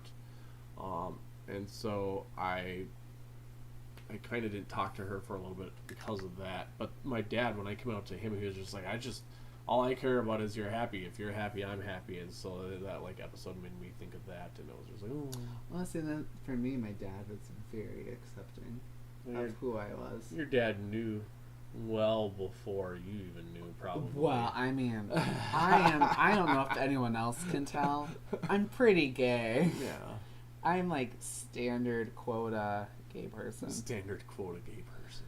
And he was very accepting though. When I tried coming out to my mom, she was really weird about it. And then around my town, she just kept telling people that I was really eccentric. It's just like eccentric. She's one of those artist types. Eccentric guys. While I'm like walking around in like purple short shorts and like a loose white like button up in the summer with gold jewelry on. Oh my god. Really just feeling it. Oh my god. I'm really gay. So to walk amongst yourselves. Right now I'm coming in and I'm defining your crease line after I did all that eyeshadow work because I want your eye to appear a little bit more dramatic. A dramatic eye. Gotta make it dramatic. And I'm putting white on the area where I would consider to be your lid now. Because I've created a fine crease line. A fine crease line. Trying to find the lid. Alright. I'm getting hungry as shit. That's what it is in drag. You get hungry and dehydrated. Oh my god. Because you never remember to drink water and you don't eat anything because your tights are killing you. So, this is a topic that like I don't know if anyone cares to know, but I find it like part of the learning thing. The tucking. Oh yes. Yes. How do you want me to start? Whatever you want to say about tucking or the illusion and all that other stuff. Also talk about pads and what those do or why and stuff like that. Okay, so right now in drag culture, there's a huge resurgence of not wearing pads and using more of your natural body. But fat pads, literally using couch cushions, old foam. If you got it, you take that you take that turkey cutter. The electric one, you just shave the baby on down. I like using a pair of scissors because I like really doing detailed work when it comes to padding. They say always cut the shape of Africa, but I like having a separate pad for my butt and then a separate pad for my hips. And so it's more to kind of just create that illusion. I find it more about creating the disillusion of it because I know I don't look like a daily woman, so I just want to go for this like thinned out waist and giant hips. Right, so if I go to smack Eve's butt, I'm just smacking a bunch of cushion, which is something that people really like. They get weird about it. You can open here right now. I would have older guys that come up back in the day when I first started drag. They'd come up to me and they started rubbing my butt, and the only way I knew is because I could like feel the shifting of my costume, and I'd be like, "Do you like that? Do you like that a lot? Because it's foam. Right? It ain't real. That's not a real butt." I said, "That's 2 inches of foam. You ain't touching me right now, actually." But you are touching what I made, so get off of me. Right. And you can make them from scratch. I do. Otherwise, so like there's foam padding. There's waist training and using the corsets. That's really common. I have like I'd say a baby's corset. I don't have a real corset that's made out of canvas. But, Patrick Swayze. There we go. And then tucking. So there's a couple things. There's a thing called a gaff. What? I was just going. There's a thing called a gaff, and a gaff you can make from taking an old tube sock, and then you take the waistband from your like your favorite pair of boxers, and you put like the waistband through the tube sock tube part, and you pull it up, and then you push your balls back where they descended from, and then you tuck your wiener between your like by your taint basically, and you use that to kind of hold it all up, and then you put the pads on. You don't see anything. There's tucking underwear now where it's more of just like padded underwear, and you still have to do the same thing where you put your balls back up.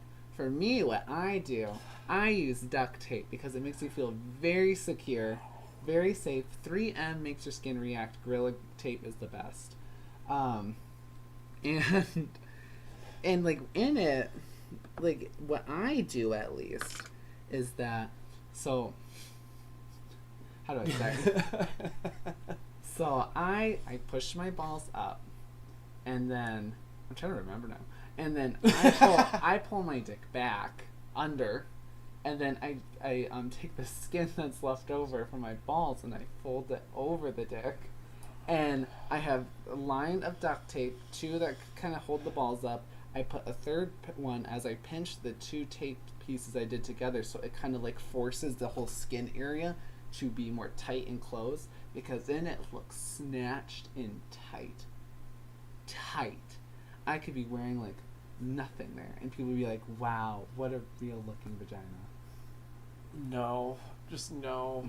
And then of course, once you do that, if you gotta pee, it's not you happening. Yeah. You're not like mean. How many times have I had to yell at Chase like, don't drink coffee before you tuck and stuff like that? And then midway through the show, I'll sit down and be like, I have to pee really bad. Yeah. And this is all to entertain you people that absolutely. But like, I promise, after the first like 1 or 2 times, you don't feel it anymore. Yeah.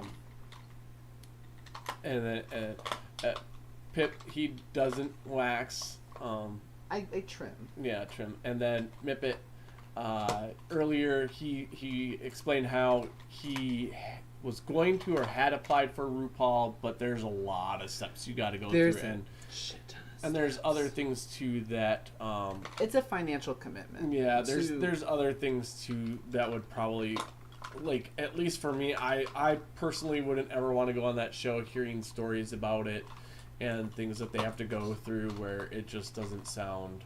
Well, and I put it this way: when you're on that show, you don't get to have contact with the outside. Right. You don't get to talk to loved ones or anything. You don't get to keep your phone even.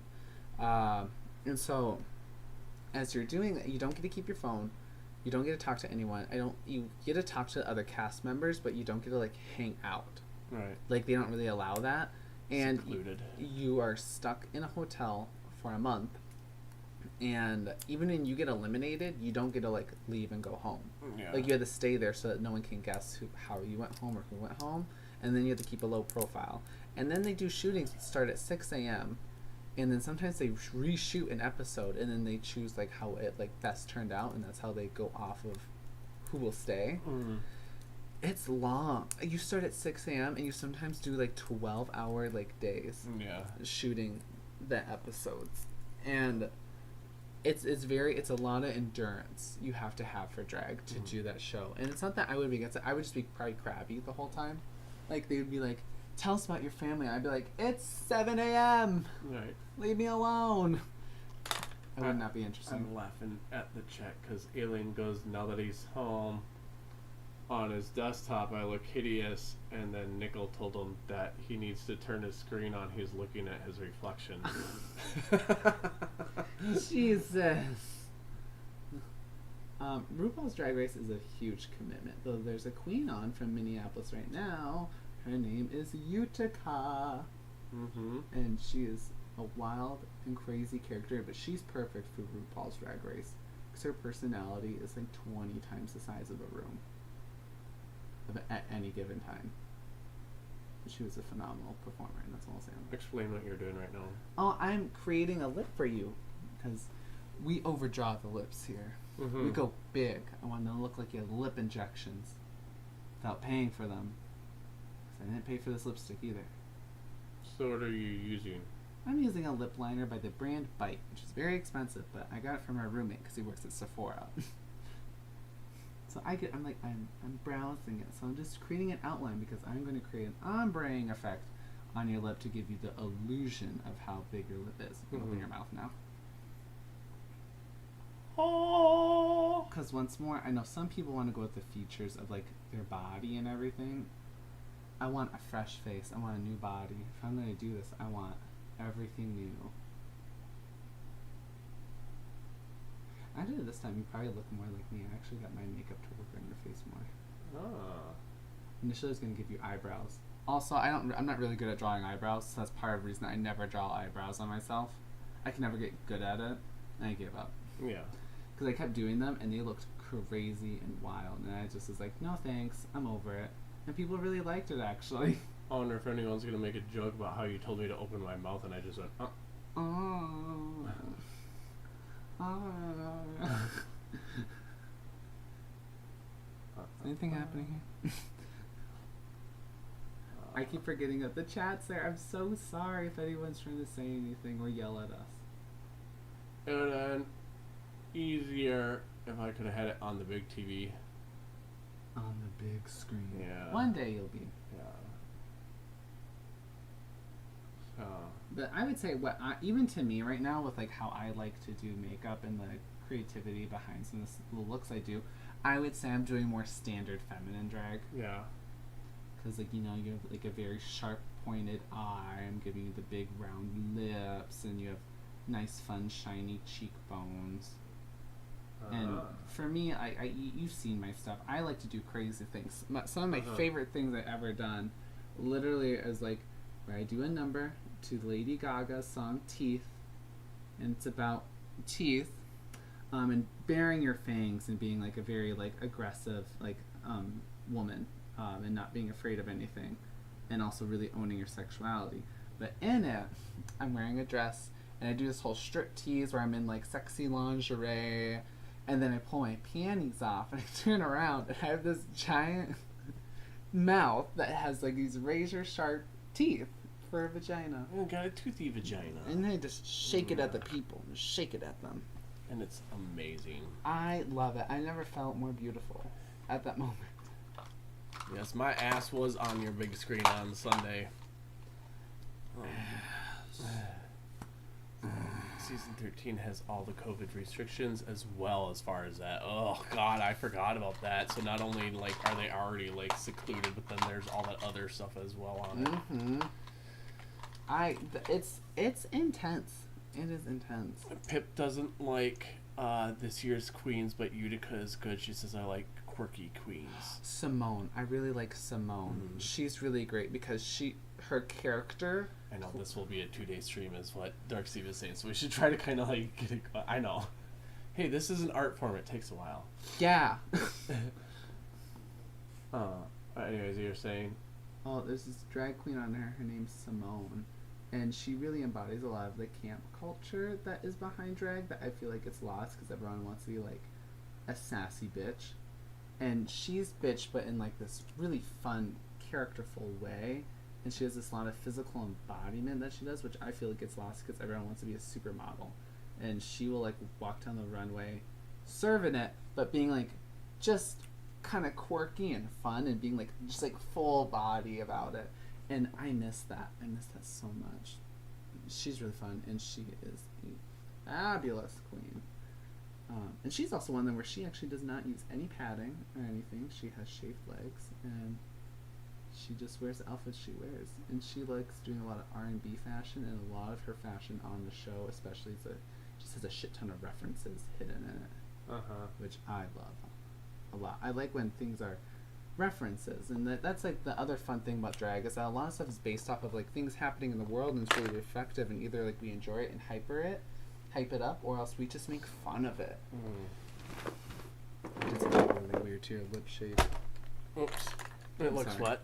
I did something really weird to your lip shape. I'm gonna fix it really quick. I'm wrapping it up, I promise. On the lips, this is like the last in the endurance race. Do I still look really white? Probably.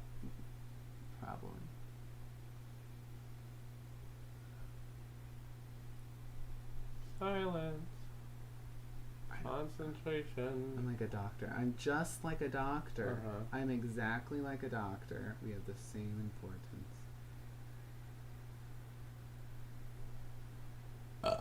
Excuse me. Nice. Sorry, right in your face. It's okay. Not like you don't. I fired on your hand before. Yeah, you did. Love. Love, look at the two of us. Okay. Strangers. I'm trying to be fast. That's right, yeah, because, like, well, I mean, we started at what?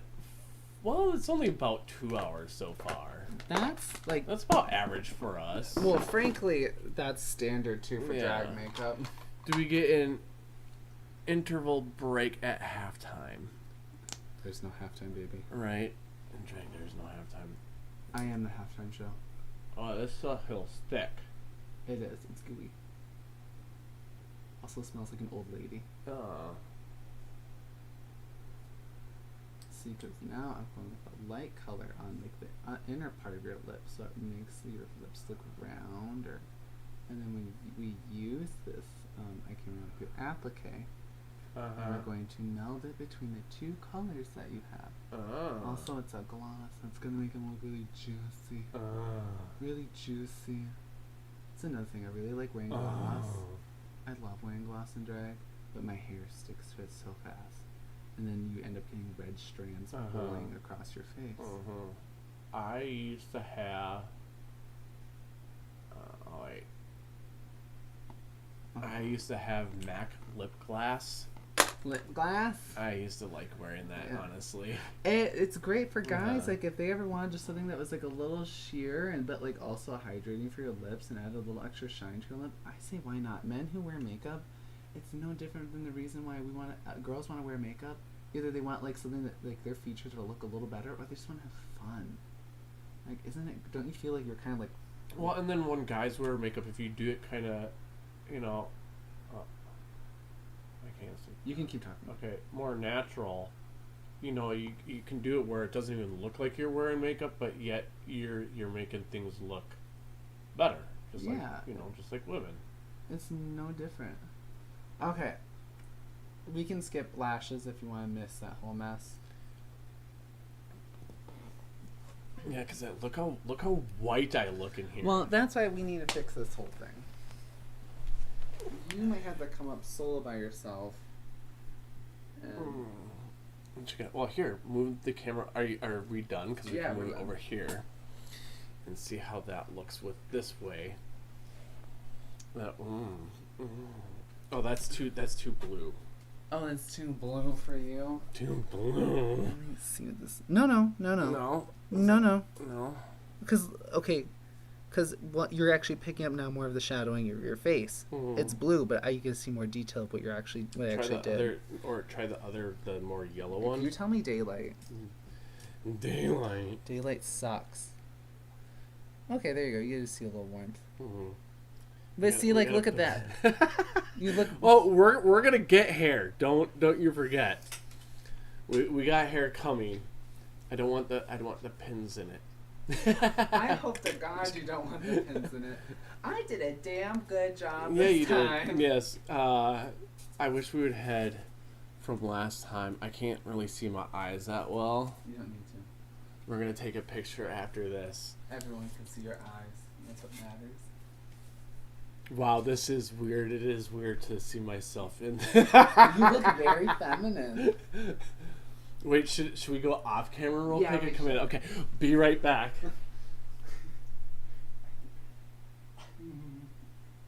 He's saying he did really good. He's up talking himself a lot right now. You goddamn right. You goddamn right he is. Alright. So is this... Ow!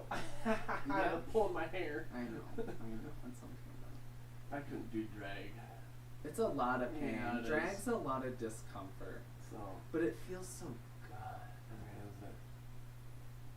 good. Go on. I love this way because it's so weird. Hey! Oh God, it looks very funky. Let's put it up. There we go. Do I look like a woman? Is it in my...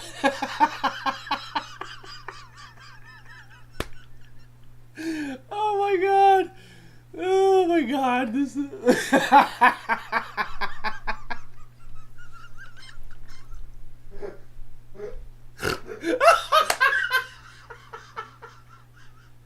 Otherwise, I have a flatter wig. Oh my God! Yeah, bring a flatter wig or something.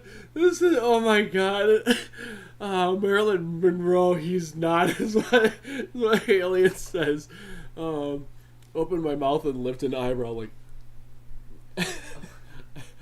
Alright, so let's do that. This is like Britney Spears hair. Oh my God, I'm gonna make myself choke. Alright, we're gonna try one more wig. Hold on a second. Oh my God, thank God I'm not tucked because I'm gonna have to pee soon. Oh my God. Oh, and then I should pull up those glasses. I should have pulled out those glasses when I was wearing that wig, so then they could have saw what kind of glasses I have for trying to the cookie mix sweet tits. too bad we don't have a song ready to go. How do you guys post to YouTube when you do drag show without getting a strike? Well, I guess you're not monetized, so it doesn't matter. If Doesn't matter. matter. Yeah, right? Exactly. Well, and yeah, it sometimes people will do a thing where they like speed it up half a second so it doesn't catch it. Yeah, just like a hair. And that's the hard part about doing it on Facebook, because half the time Facebook ends up like cutting it. That's And that even happens a lot with Instagram too. Yeah. Right. Wait, this is gonna make me look like Legally Blonde. Like Legally Blonde. Okay, just one more second. Almost ready. Uh-oh. It keeps flopping in front of my face.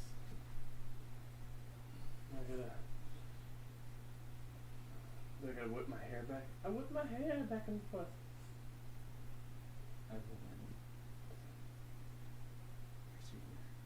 Underneath. Yeah. Oh, there we go. Alright. Oh. Sorry guys, I'm almost back. Do they stay? I hope to God while you sit down. Nope. They're not staying. That's alright, you can sit. Now, what you're missing is the trick that... That's one hell of a makeup job. Made you go invisible. Yes, I know. So team, would you date me? Hey, baby. How's it going? Well, what you're still missing is like the 2-inch long lashes. Yeah, I still need the eyelashes. And then like the big old earrings. Oh, yeah, see, we could have took these earrings out and I could have put earrings in. See, this wig makes it look more natural. Yeah, like, look at it. I find these wigs boring though, but that's why I did it, because I knew that it would look more natural for you. Oh my God, this is scary. now you can dress up like this and go yell at people about wearing a mask. Right? Manager, where's your manager? Like I need to see the manager. You look like you're about to go give a speech on anti-vaccine and say that we are not vaccinating our kids. Tim says no lashes, no date. Pip says that it's a better wig. First of all, that is not a better wig. First of all, I made that first wig. How dare! Well, that wig works better with certain makeup or certain outfits, but you look more like a bitch right now, so that wig wouldn't work. I say, bitch. Yo, I need to see your manager. What's up, bitch? Oh, dude, where's my car? White girl, white chicks. I gotta pee so bad soon. But what do you guys think? Come on in and sit down. I know. Like if the camera wasn't attached to the ring light, I would show like the big mess over here. There's Gizzy over there. Which way does this camera need to go right now? I don't know. Anyways, so this was me in drag makeup. And we're going to get a photo of you, too. Yeah, we'll get a photo. And Noki wants to come join in. But, like I said, my name is either... What do you guys like? Would my drag name be better as Clitoris? Or Depina? Or Depinu? Which one should be the drag name if I were to do this? I need to give you a bigger upper lip next time. A bigger upper lip? Yeah, you deserve a big upper lip. If I wasn't wearing so much makeup, I would do the bottom lip flip down and then stick my tongue up, and then it looks like I got big old lips. Carpet match the drapes. I got hardwood floors. Yeah. There is no carpet here. You got great job, Chayse, from Tina. And also from Nichols, says you did a great job from Pip. And then what was for Chase's face? I missed it. Hey, Courage, this is impressive transformation. I know this took a long time, but here you got to see this, yeah, now you can flash forward with the people in the beginning. Virginia. Her I think name's this Virginia. Virginia.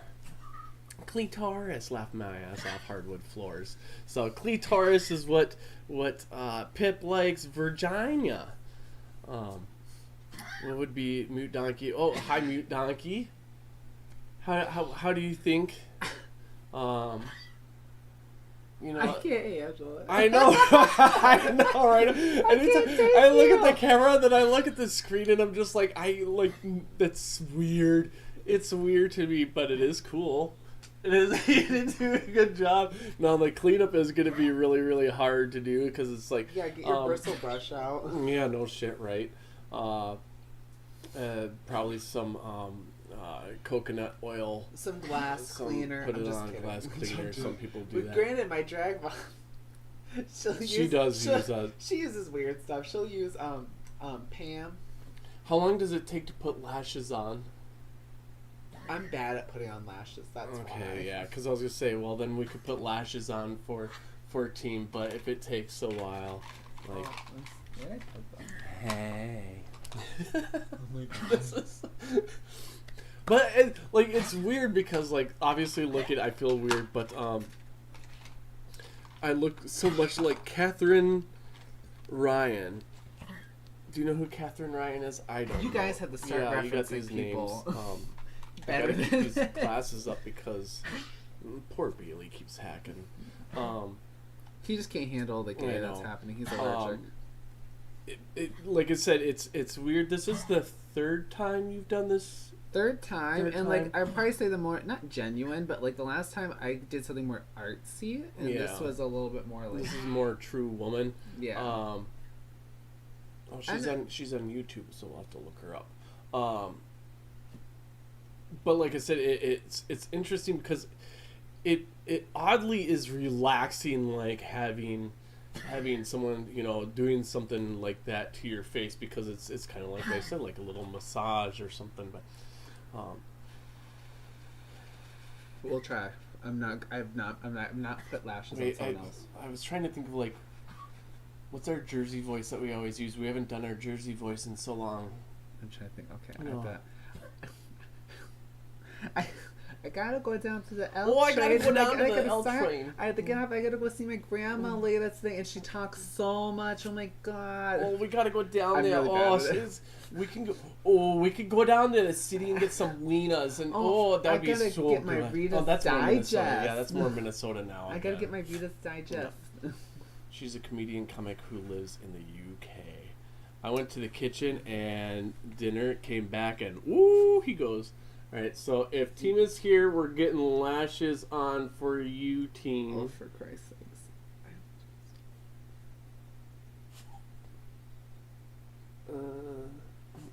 Keep your eye closed. Yeah, I'm keeping my eye closed.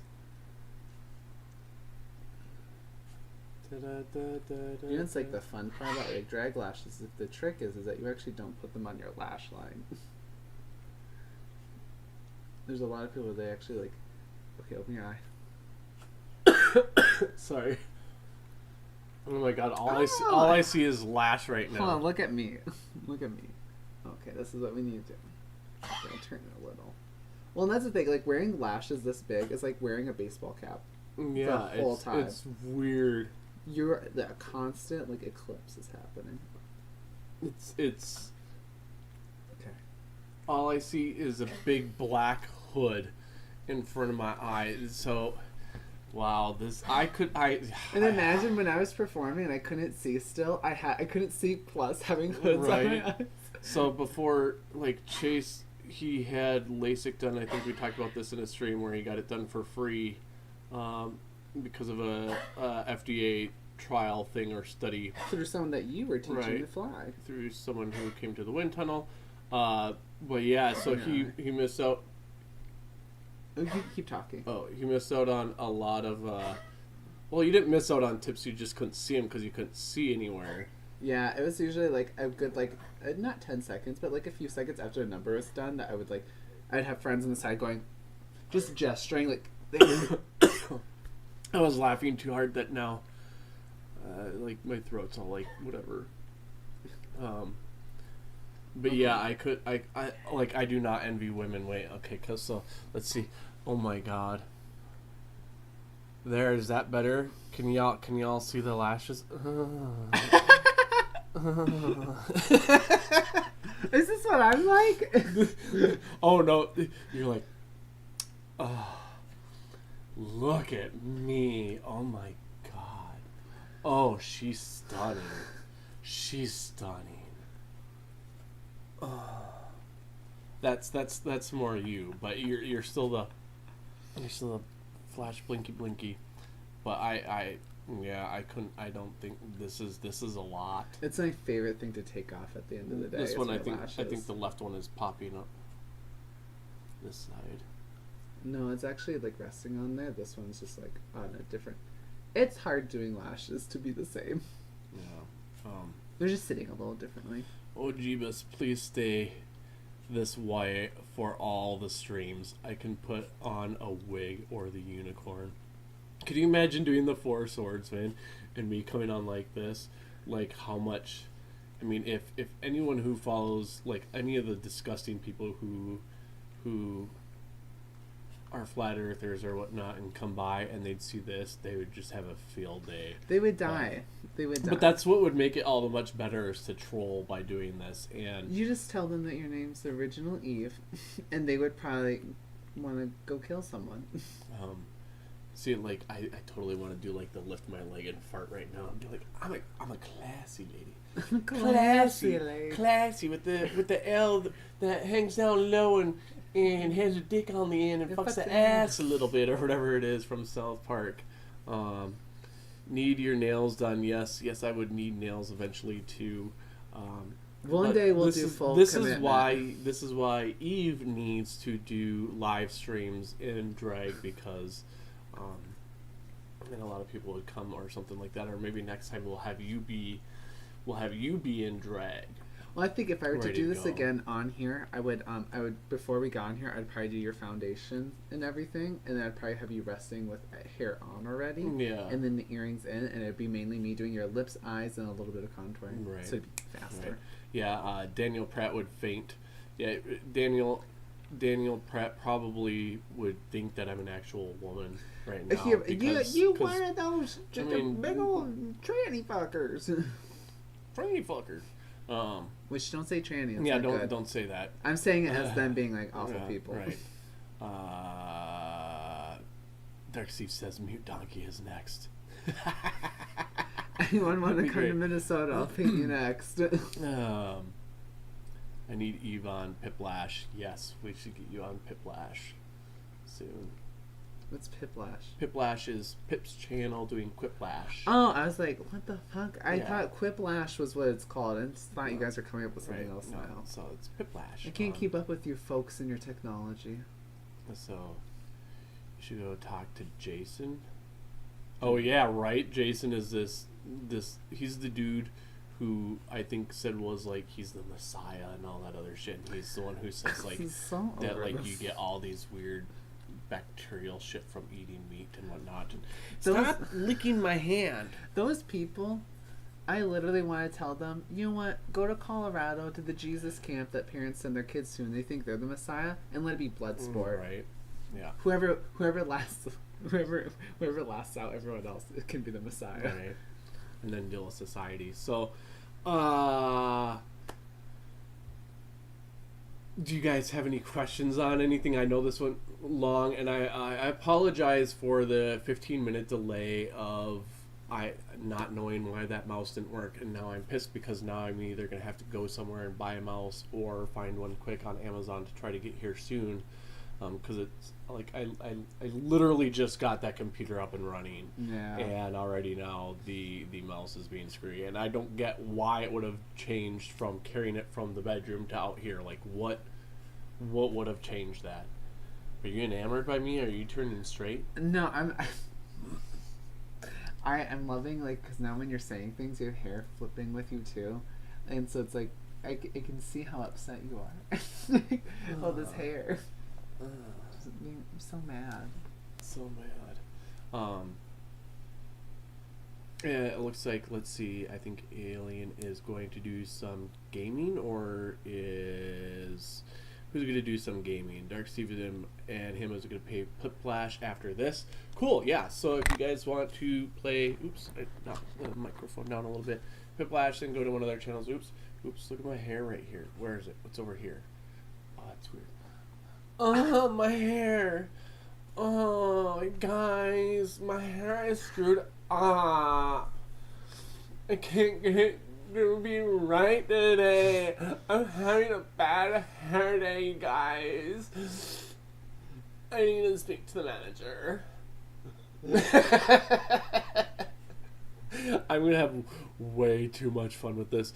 Maybe what we should do is, if you have people on camera on your stream, we should play games, and I should be on camera doing this. And I wish I could go in under a different name other than Skydiver Tanner and see if people would think I'm like an actual woman who hadn't seen this stream, and see if they'd be like, "Who's that beautiful woman who's on your stream?" And they'd be like, "Guys, I live in Minnesota. Cam girl. I want to set up an OnlyFans, but I need more money. So if you just want to like send it to my Venmo at Skydiver Tanner, don't ask questions." I need to look up Catherine Ryan. I will definitely look up Catherine Ryan. Next time on Fierce, yes. Oh my God. Next time on the Fierce, we'll have to do that. Like I said, Fierce is the online drag show that Chayse is a part of now and then. They do it at the beginning of the month, and is it Fierce Main Club on YouTube, or is it just Fierce on YouTube? Let me look it up right now. They got a YouTube page, and like I said, Tina came by, Little Wolf came by, and during this time, during the whole pandemic thing, a lot of drag performers cannot go out and perform. And this is how they make their money, unfortunately, is full-time drag. And if they can't be out performing, they're not really making anything. And so a lot of them had to start to switch to online. And so then, you don't have a whole stage, but you can still be able to practice your art and do it online. And people then can still donate or tip through either like a PayPal or a Venmo or a Cash App or something like that. And so if you guys are still interested in drag queens, maybe look up local drag queens and see if they are doing online shows. Otherwise, the next time that Fierce does one, even if Chayse isn't a part of it, I can still post it in one of the Discords so people can watch it and try to support that way. Go on as me. Oh yeah, I could go on as Pip, and then I could go on and be like, I'd have to get the accent down, and I wouldn't be able to. I don't know. I could do the bye. Oh. So the name of it is Fierce Main Club. Yeah, Fierce space Main Club, all one word. That is the YouTube thing, and the logo is basically a pair of lips with a bow tie underneath it. All entertainers, including DJs. Yes. Yeah. Yes. That's been a hard thing. I know locally, for us, we have a thing called Flip Phone in Minneapolis, where they've been doing dance parties, and they'll hire a DJ to come play music, and they'll kind of just try to do something in Zoom. It's hard because you don't get the same experiences that you have been. And I'd say, like, normally in drag you have a thing called rounds, where everyone does a number once, and then they have a second round, and you have another number. And, like, usually you do, like, 3 numbers every night, and that's, like, about 3 to 5 hours in drag, and you are collecting tips. You get paid for your venue normally, and so it's missing out on a lot of money because it's either online or maybe there's one show in person, but it's not the same. Yeah. And, like, Steve, if you really had wanted to, I do have a Patreon now. My Patreon is Skydiver Tanner. Otherwise, I have Venmo and PayPal. I don't think I put it in the description of this video. Oh, I keep grabbing this to move around the mouse, but it's not. But everything I have is pretty much Skydiver Tanner. So anything that you wanted to go to or look at is literally Skydiver Tanner. I do need to make a email account that is Skydiver Tanner and not my actual name. COVID ended my 20-year career as a DJ. Oh my God, I did not know that. Wow, that's not fun. That's terrible. Yeah, hopefully the bars and clubs will still be business when lockdowns end. Yeah. So, Tina, I like, I feel you seeing how it's affected everyone in the drag community down here. and stuff like that. But I think we could probably start to wrap this up. I hope everyone had a ton of fun with this. I know I had a lot of fun doing this. I hope you guys learned a lot of different things, got a little bit educated behind either drag queens or trans people or sexuality type stuff. And there's always so much more. There's so much more. So it's one of those things where like, don't be afraid to ask more questions, or you're something where you're like, oh, they talked about it last time. No, the spectrum is huge. Right. And the thing is, I always tell people I am in an open book, and Chayse is too, so we're always willing to tell it how we feel or where we come from. And the other thing too is I'm also someone that if you want to come to me about anything and know that it's not going to be shared, with some of the businesses I've had in past, it kind of was like I've had clients with certain things in the past where I kept things very confidential, and I don't care how much someone's going to piss me off, maybe at one point, it doesn't come out. So if you ever do need to talk to me about anything personal, just know that you have a friend through me, or even if you want to contact Chayse on Instagram now, it's not going to be put out. It's not going to be said. The only time it would ever be brought up is if someone were to say, hey, I'm okay with you using this as an example, or if you want to say this, or can we discuss it online or something like that, then maybe I would. But otherwise, oh, my foot just totally popped. Feel free to contact me on Discord. I'm not going to say my email address because that is my full actual name, and I will get a Skydiver Gmail coming up at some point here. When's the wedding? We haven't set a wedding date yet. We're not kind of in a rush. We originally were planning on buying a home first before we got married, but with the whole COVID thing, it got pushed back. We were approved for everything. Yep, and we got approved for even like a program, like a down payment program or something. Yeah, assisted payment. Yeah, assisted payment for it, and literally a week later. No, it was the very next day. We got approved for the mortgage, and then we had to wait for the assistance thing, and literally the day after we were approved for that, they put a pause on it. Because they didn't know how all this was going to affect everything. Yeah. And when it got lifted, by that point, I'd been on unemployment too long that they can't use that as income. So basically, So basically, once I'm off of furlough, I think if I get about a month or two worth of pay stubs, then it'll probably start to work again, where we can start looking into a home. So no big. And that's also to look to see what happened with like the market, anyways. Right. Because that's part of some of the payments that like so many foreclosures, but then some people were able to take advantage who had money and didn't need assistance. So I feel like everything just flip flopped. Yeah. Anyways, sorry, I'm trying to just clean up a little. Like there's like it's a death trap in here. Like I said, if you could see all the makeup stuff over here. But thank you guys for stopping by. I'll get some photos. We'll get some good photos going, and we'll try to post them somewhere. I'll probably post them on my Instagram. Chayse will probably post it on his Instagram. Yeah, maybe next time let's do speed round. 30 minute. A 30-minute. A quick 30-minute paint. See how quick it can go. Karen, fix the glasses. She's a woman. She's busy moving around. That's how women are sometimes, The hair over there. It's a lot to be able to just work and be in one present shape at one time. It's a lot of pressure. Dude looks like a lady. Dude looks like a lady. Wait. I'm probably getting naked everywhere. Ugh. Hair's everywhere. Yeah, that's the thing, that the lashes catches all the hair. Well, it's the makeup catching all the hair. All right. So we made. Oh, Catnip just showed up. Hello, Catnip. Do I look stunning? Do you love it? Do you worship the dolls? That's a reference to Why Have Sex with Drag Queens. Worship the dolls. Do a twirl for Catnip. Do a twirl. Wait. A Tina Belcher from Bob's Burgers, where she's. I keep knocking the stupid mic thing. Tina Belcher from Bob's Burgers, where she's like she's like,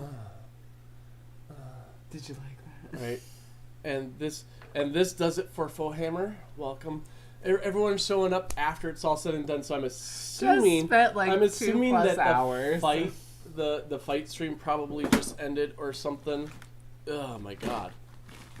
Yeah, it's a Hair lot. everywhere. That's why I like wearing a styled wig.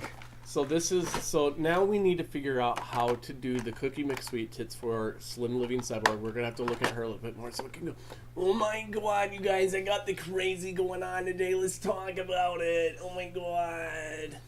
And it'd be a lot of fun. Hi, Shane. Hi, all newcomers who came in. You get to see the final thing of the drag makeup. What do you think?